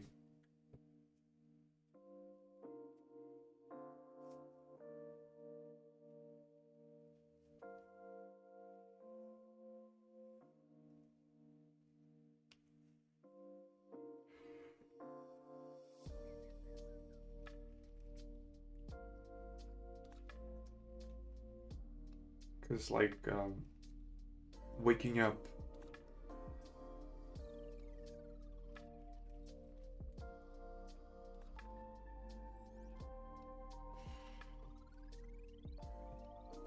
at 6 a.m. It's like if it were 8 and at 6 p.m. it goes dark. Yeah, but the thing is, you need a good cycle. You go to sleep at 6 p.m., right? And you wake up at 2. You wake up in the middle of the night, right? It's gonna take like at least 3 hours until the sun goes up.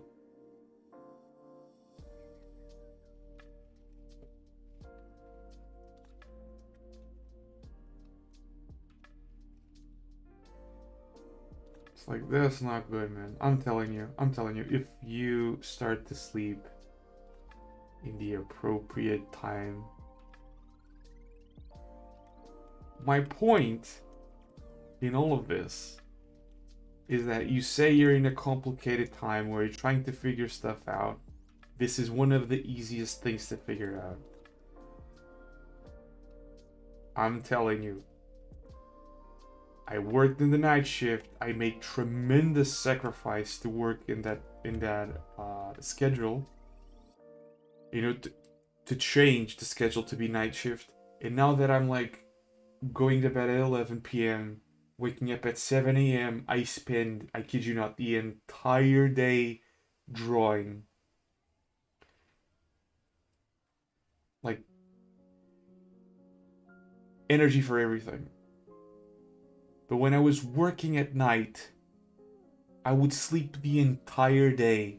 And that's like 8 hours of time completely wasted. Because your body takes longer to recover.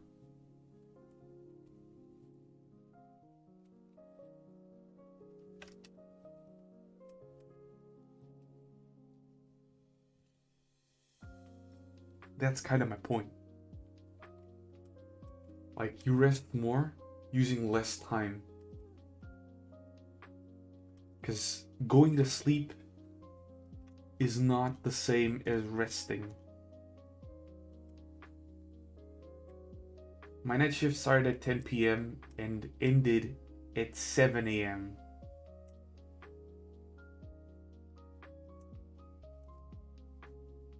I was sleeping through the entire day.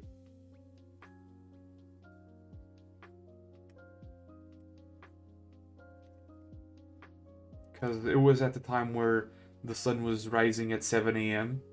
So I was getting out of work when the sun was rising. And like 1 hour later, I was sleeping. Right? So I would sleep from 8 to like 5 p.m. And by that point, it was already, it was pretty close from now. So it was like the sun was starting to set, right? So I lost pretty much all sunlight. And in 4 hours, work again, right? Every time that I was up, it was night. And I can tell you that was tremendously hard. Like, I would sleep, obviously. I would sleep. I would sleep even more than the recommended amount of time. But I would not rest. You know? And that's kind of what I learned. It's like, those are two different things.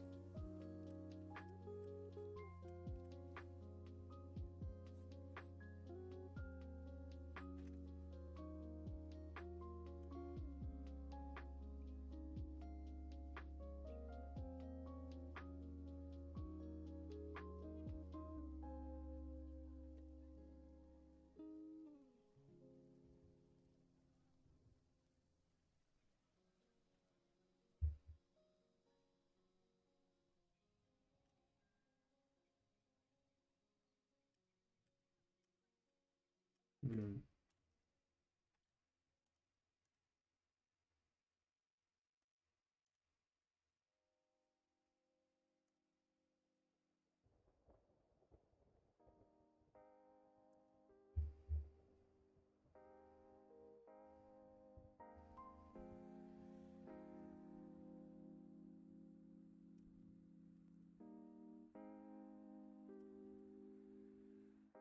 Man. Yeah, but the thing is, I haven't heard of anyone that could tell me that being awake at night is better than being awake during the day. That's the thing. Like, you can. Like, changing is easier for some people, but it's like, that's not the thing. I haven't heard a single person saying to me that nighttime is as good as daytime. No one. That is why companies pay more if you do night hours, because they know it's worse. That's what I'm trying to tell you, man. Like, to make better decisions, especially now that you're in a time where decisions are important. To make better decisions, you need to be in a better headspace. And to be in a better headspace, or in the best headspace, you need to sleep well, right? That's what worries me, because I know of a lot of, not everyone, but I know of a lot of people that kind of start spiraling down in terms of mental health because they don't sleep well, right? Or better, they don't rest well. They go to sleep, but it's not enough.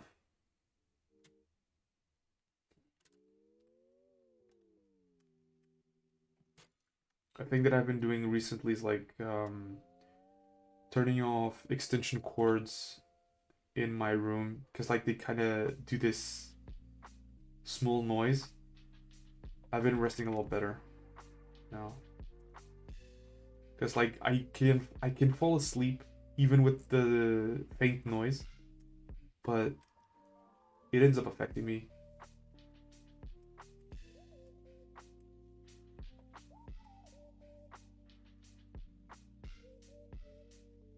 Yeah, see that's the other thing. It's like white noise does help some people fall asleep.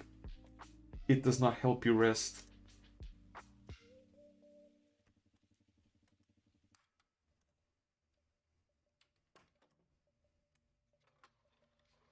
For instance, um, this is all about like how much of your head you're using, right? When I'm streaming, I'm talking to chat, I have music on, but when I'm off stream and I'm working, I have nothing on, right? And I kind of face resting the same way. It's like you're resting, you're not doing anything else.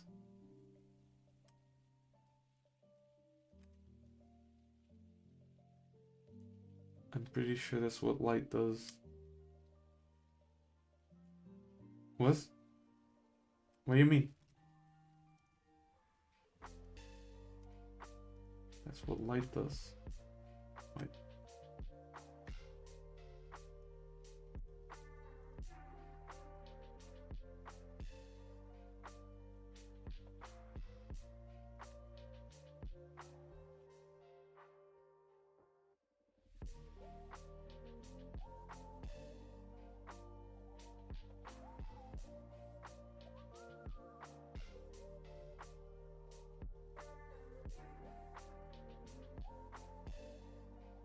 Yeah, kinda.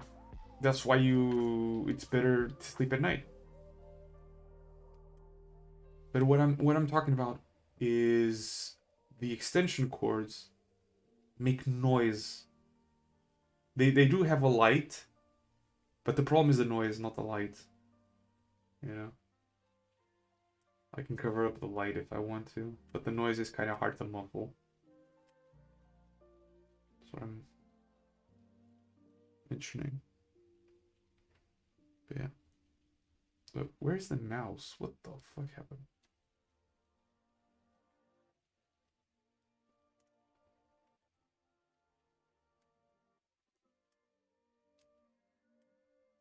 So yeah. It's like it's small changes that have like huge impacts. Because my productivity increased a lot. I mean, if you say so.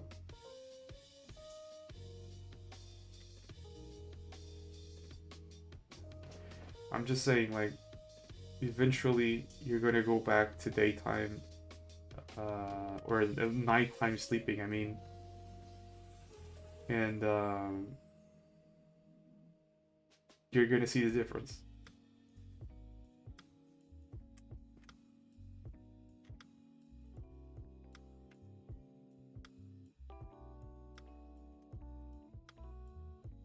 Because, like, there's a reason why people are less productive in the winter. There's less sunlight. It does affect us as well. It's not just plants. I just don't like being awake while it's 6 p.m. or 7 p.m. and I still wake up somewhere around 3 to 4.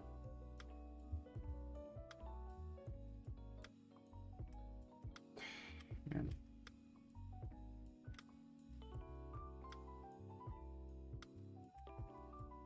I don't know.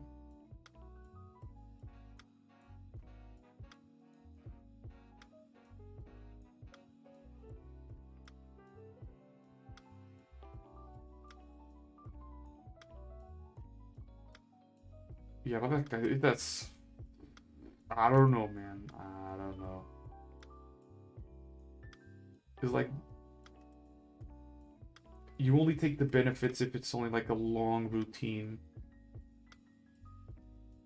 Because it's not just about light, it's about routine. If you're constantly changing...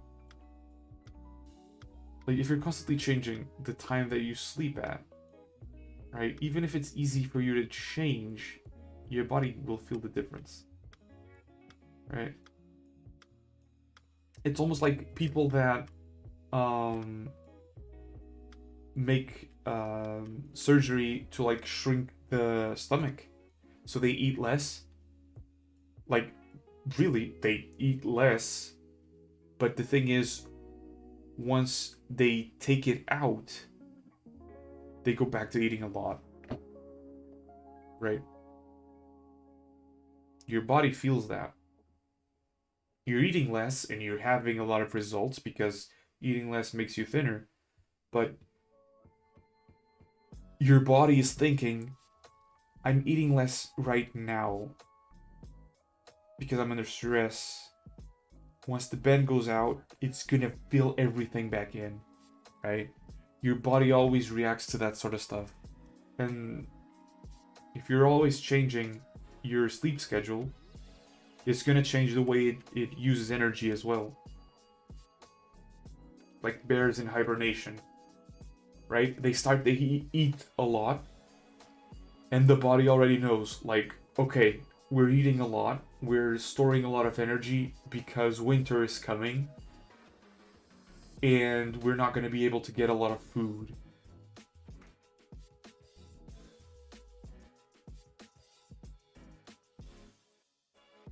That's just how it goes. It reacts automatically.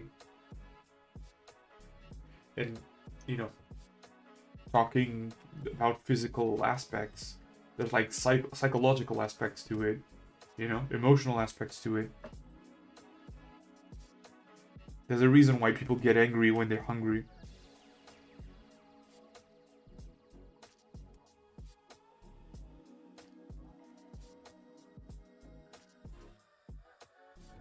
It's all that sort of stuff. I'm trying to see if there's like anything more important to draw here. The gloves have a little thingy.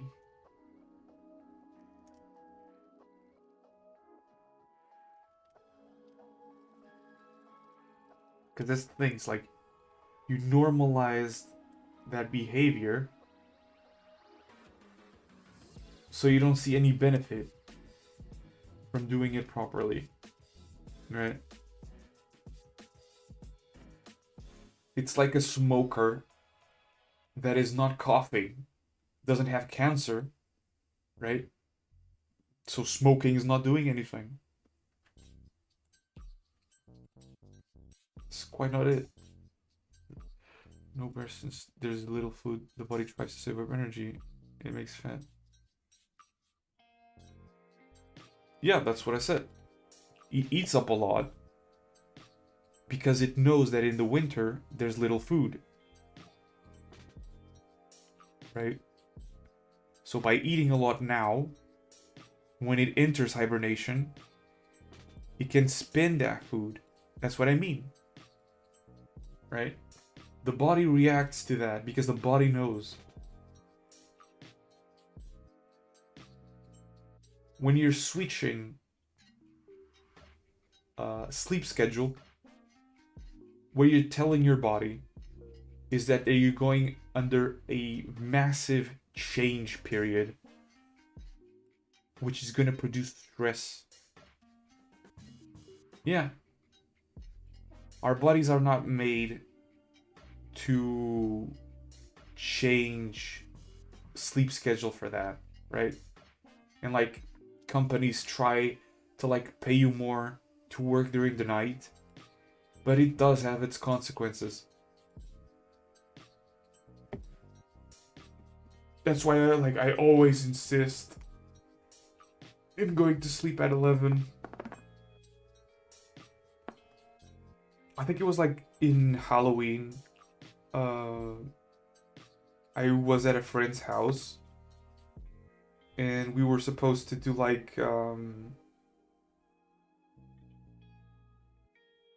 spend like the night there.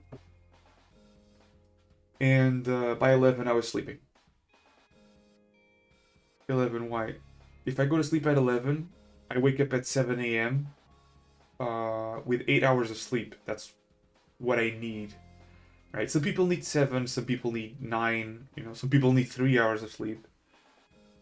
But I need 8. I go to bed at 11, I wake up at 7, right? By 7:30, my breakfast is done. And I have like an hour and a half before streaming. Because I start streaming at 9 a.m. And I finish at 12 p.m. 12 a.m. 12 a.m. 12 p.m. 3 hours after 9 a.m. Right? So that I can like warm up, do some studies beforehand.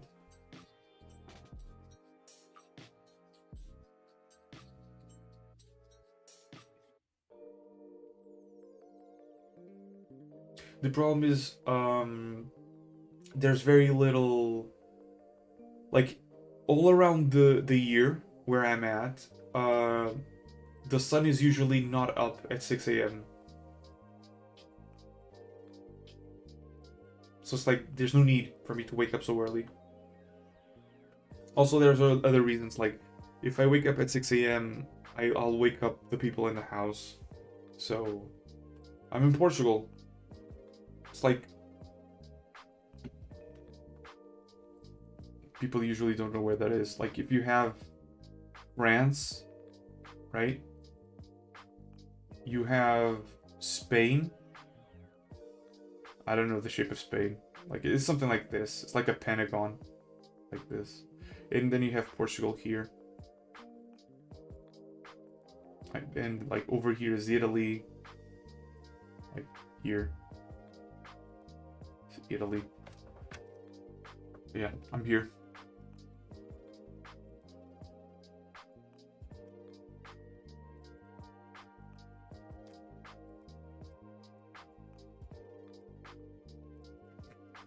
Where I'm at, I get sunlight right about 20 more minutes from now.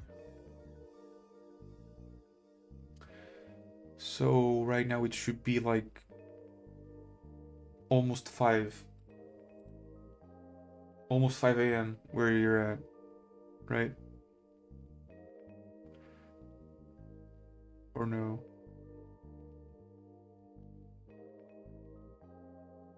No, almost 6. Almost 6, right?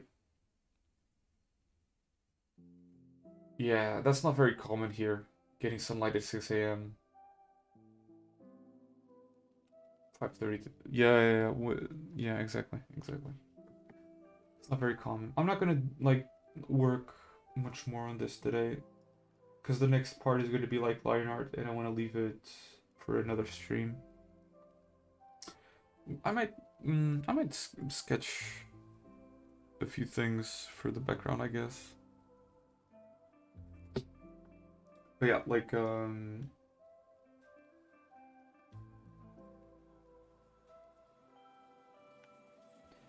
it works, but it doesn't work year round. You know what I mean? You don't make a habit of it. You're constantly needing to change. Right now, the sun goes down at like 5:30 p.m.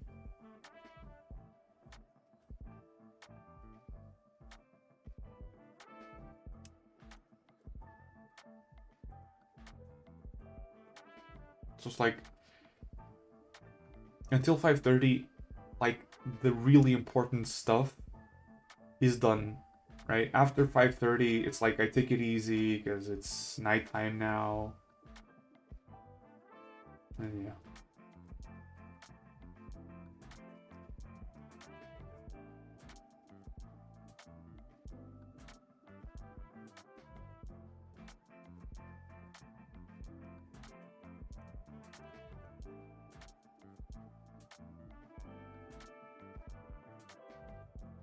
Some more warm colors here. And maybe like start doing this more radial.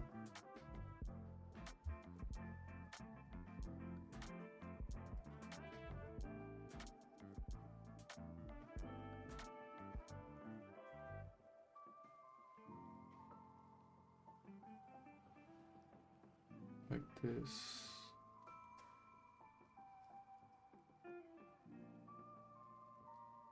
Yeah. See, that's not good. We are creatures of habits. What do you do before 5 p.m.? You know, I wake up at 7. I have that hour and a half after breakfast for study, like anatomy study and things like that. And warm up before stream. Then from 9 to 12, I stream. Then 1 hour to lunch. And like right now, I'm doing a thing where I do a prompt every day for November. It's related to League of Legends. It's like I don't play the game, but I like the characters and the lore. And I'm doing that. But if I wasn't doing that, I would be like working on my own projects, you know?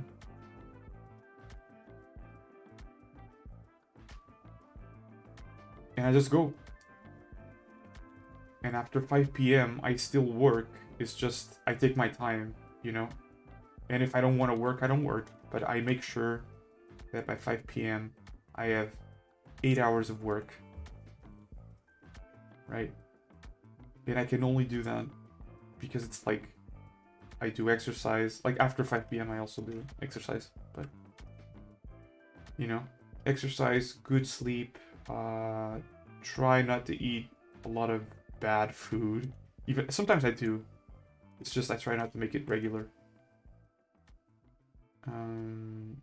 You know, those sorts of things are really cliche because it sounds like our parents saying to us, you know, don't do this, don't do that. But it's like, it's really important. It really is.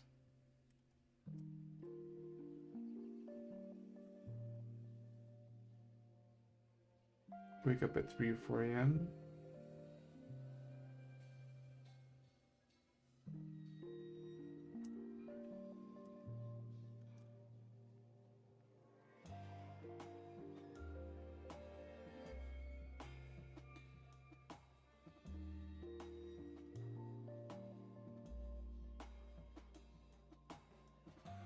Yeah, versus an hour for whatever.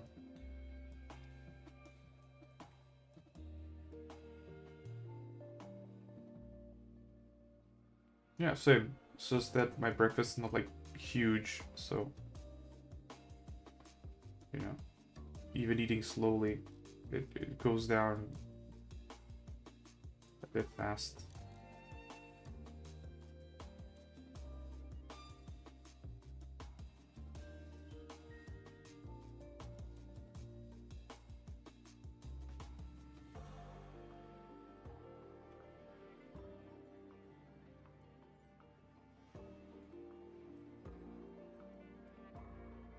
just blocking in this so that I can see it with the background.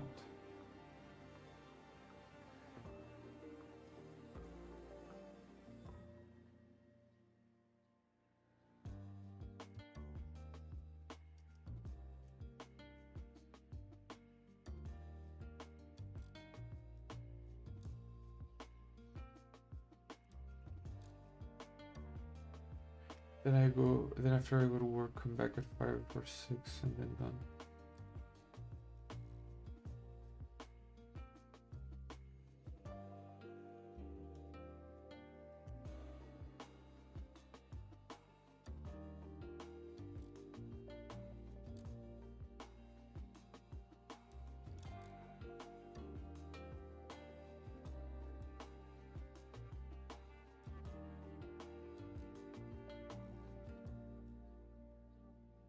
You mentioned before that you go to work at 8 a.m., right?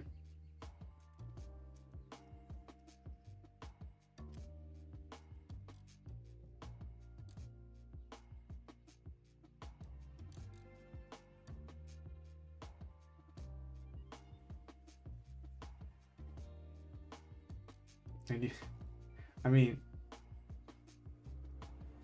there are a few gaps in the description that you gave me, then.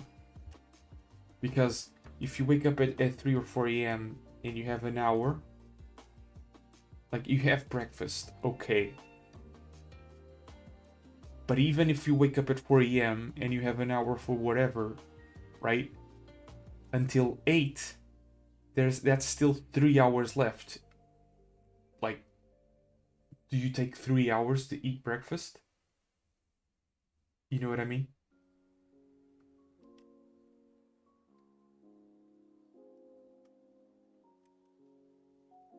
Yeah, but like that's not the thing that I'm questioning. It's just like in the description itself. There's like around 3 hours of time that, like, you know, I could accept that you take an hour to take breakfast, but that still leaves like at least 2 hours left, you know?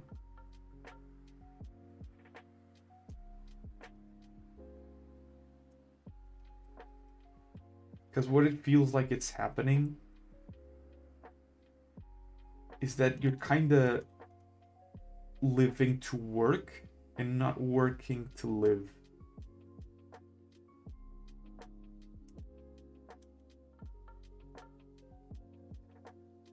Also, if you come back at, you go at 8 and you come back at 6, so you're 10 hours out.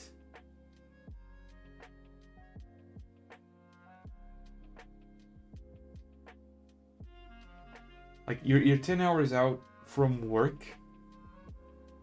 At least 10. No, not at least 10. At least 9 hours out with work. If you go to sleep at 6 and you wake up at 5 minimum, that's at least 9 hours. No, if you go to sleep at 6 and wake up at 3, that's at least 9 hours.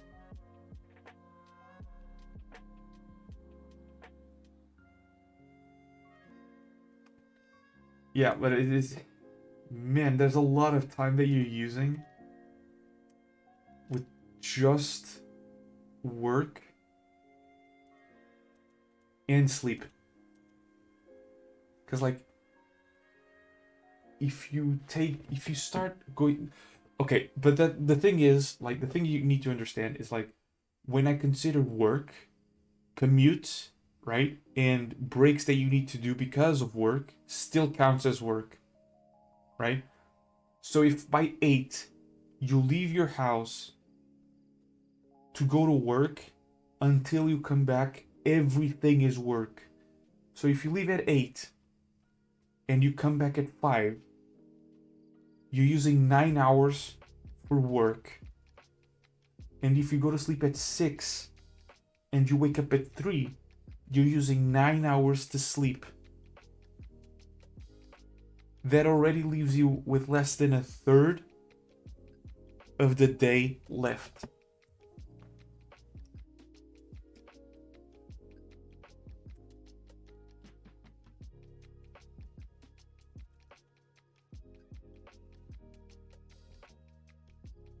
That is harsh.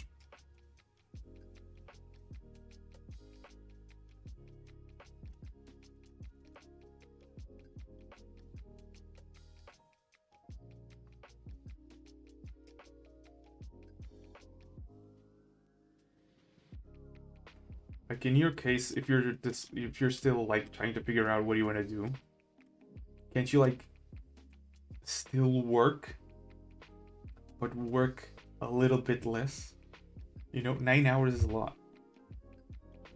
Even if the commutes take a little bit of time, like 9 hours is still a lot of time. You know? I don't go 2 times in the week.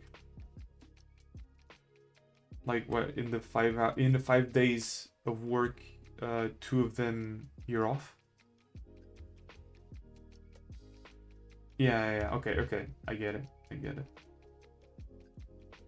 I mean, okay, that's better than I thought. Okay. That's better than I thought, actually. Yeah. All right. Because I was thinking that was like every day.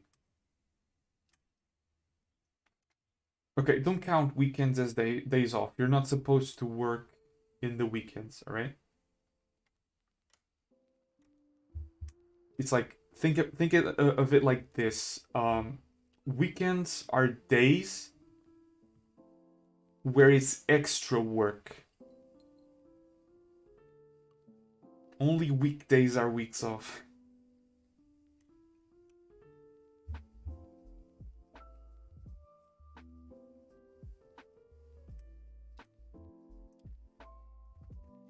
Because this is a much more like healthy way of looking at it. Because like looking at weekends as days off just communicates that you think you're supposed to work every single day. That is the equivalent of saying that you're only alive to work.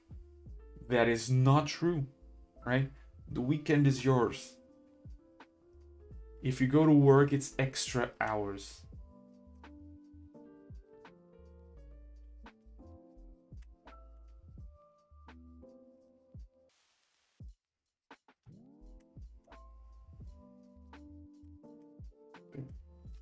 I mean, if that is the case, like,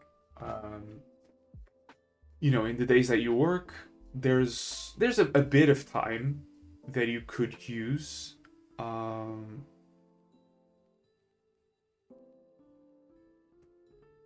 Fuck, no, I'm kind of confused. Like, 6 hours. You wake up at 3. Oh, it's before work. Yeah, you wake up at 3. If you take an hour for breakfast, and you're still like 4 to 8.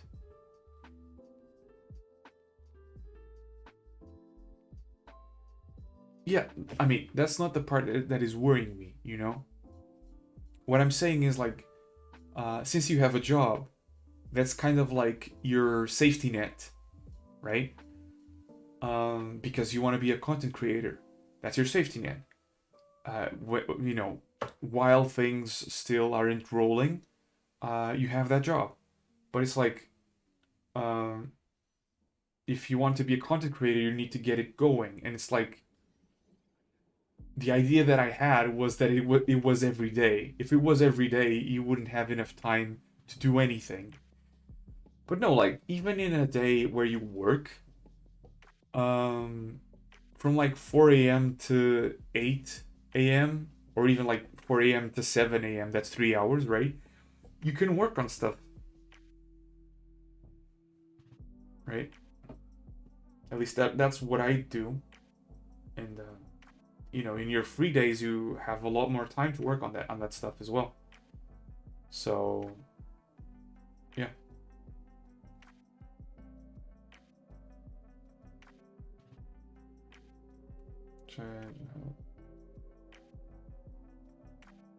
Yeah, I mean, you know, you said it yourself. Exactly. You want the help. You said that the work is not very hard. So you know, you don't seem like you're dissatisfied with the situation, right? So, you know, you're not in a bad position.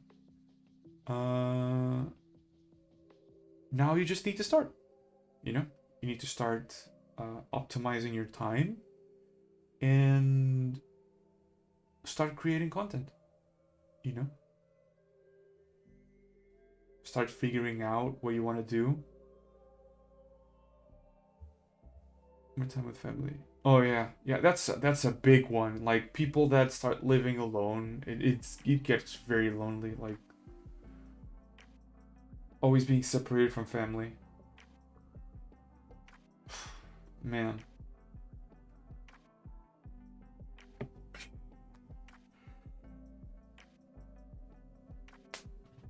Yeah.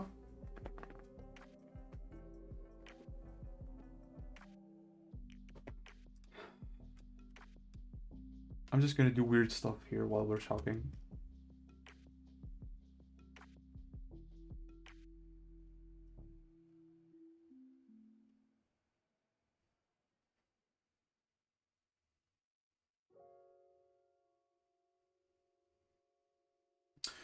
Yeah, without details, it sounds like really bad. You have no idea, dude. Like, I would still urge you to, you know, have better sleep. Because, like, do your parents have the same sleep schedule as you do? Or at least your dad?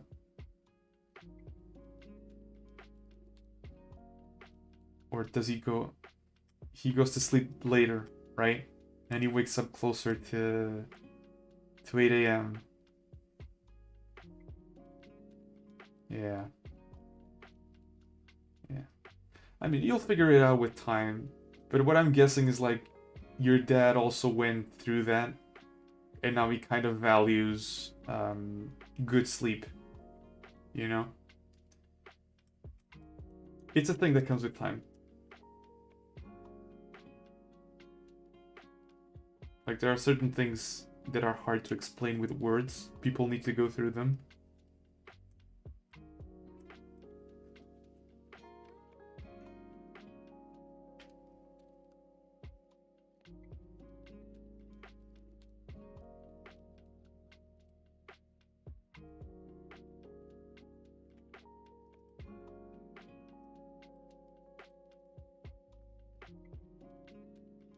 Yeah.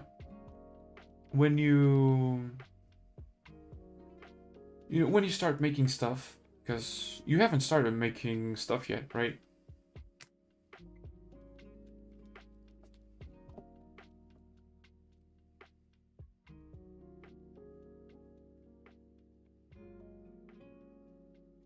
When you start making stuff, then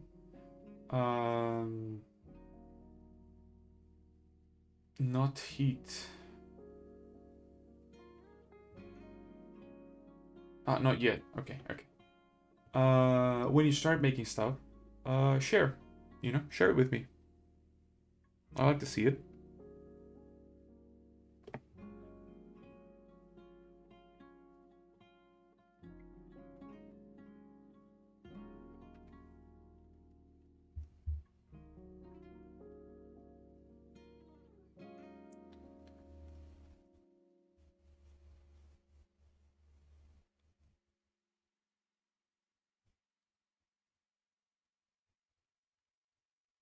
It's always interesting because people always have like different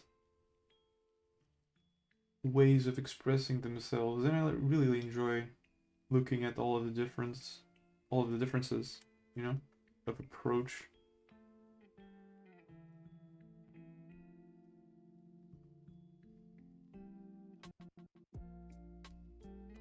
Background looks so off without color.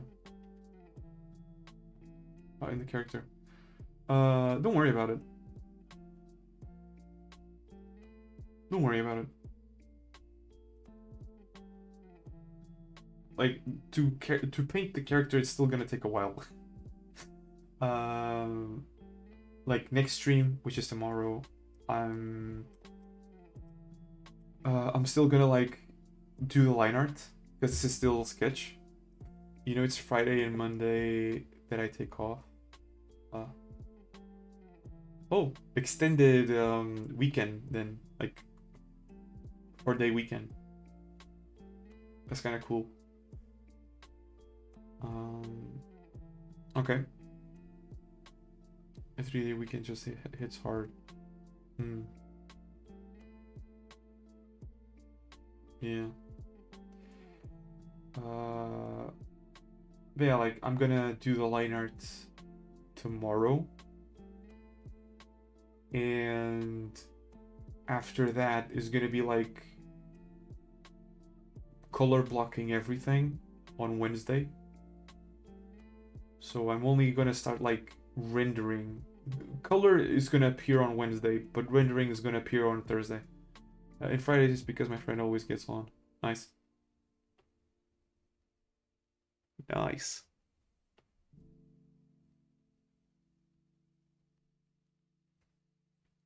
See.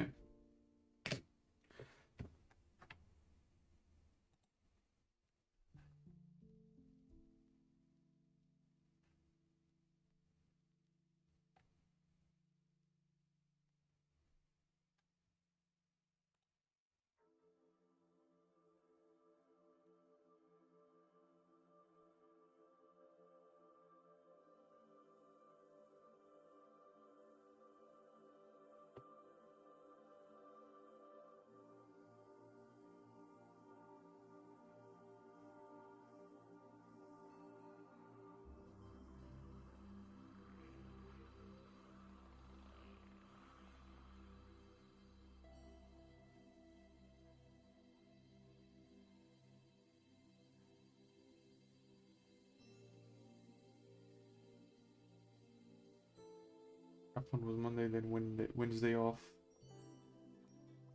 You're not completely tired again. Yeah. Yep. Yep. It's like a break in the middle is much better than having everything in one go.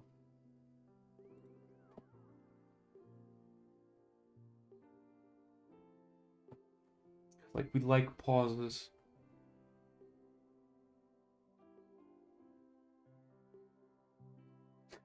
Sacrifice for the homie. Yeah.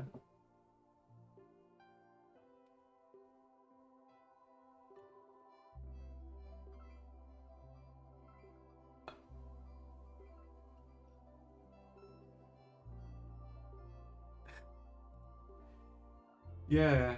I get it. I get it. I think you do well, you know. In that sense, it's like I don't think it's bad. Like it could it be better? Yes, but the way it is, the way you're doing it, I don't think it's bad. You know, spending time with friends is also good.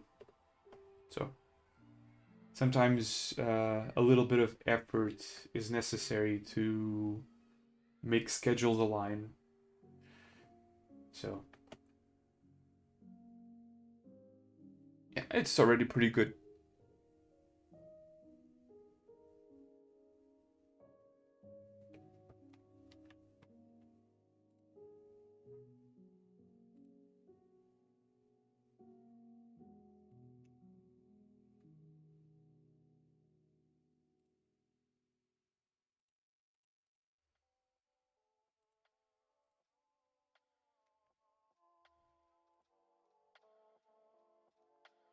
Yeah, that is necessary for most people, including me.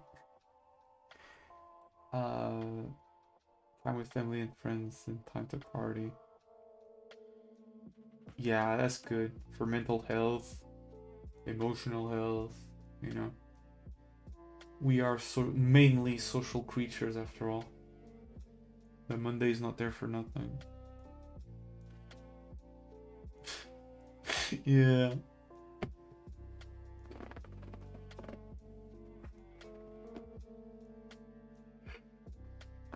Oh well. I think I'm gonna end the stream for today. Because it's already been 3 hours.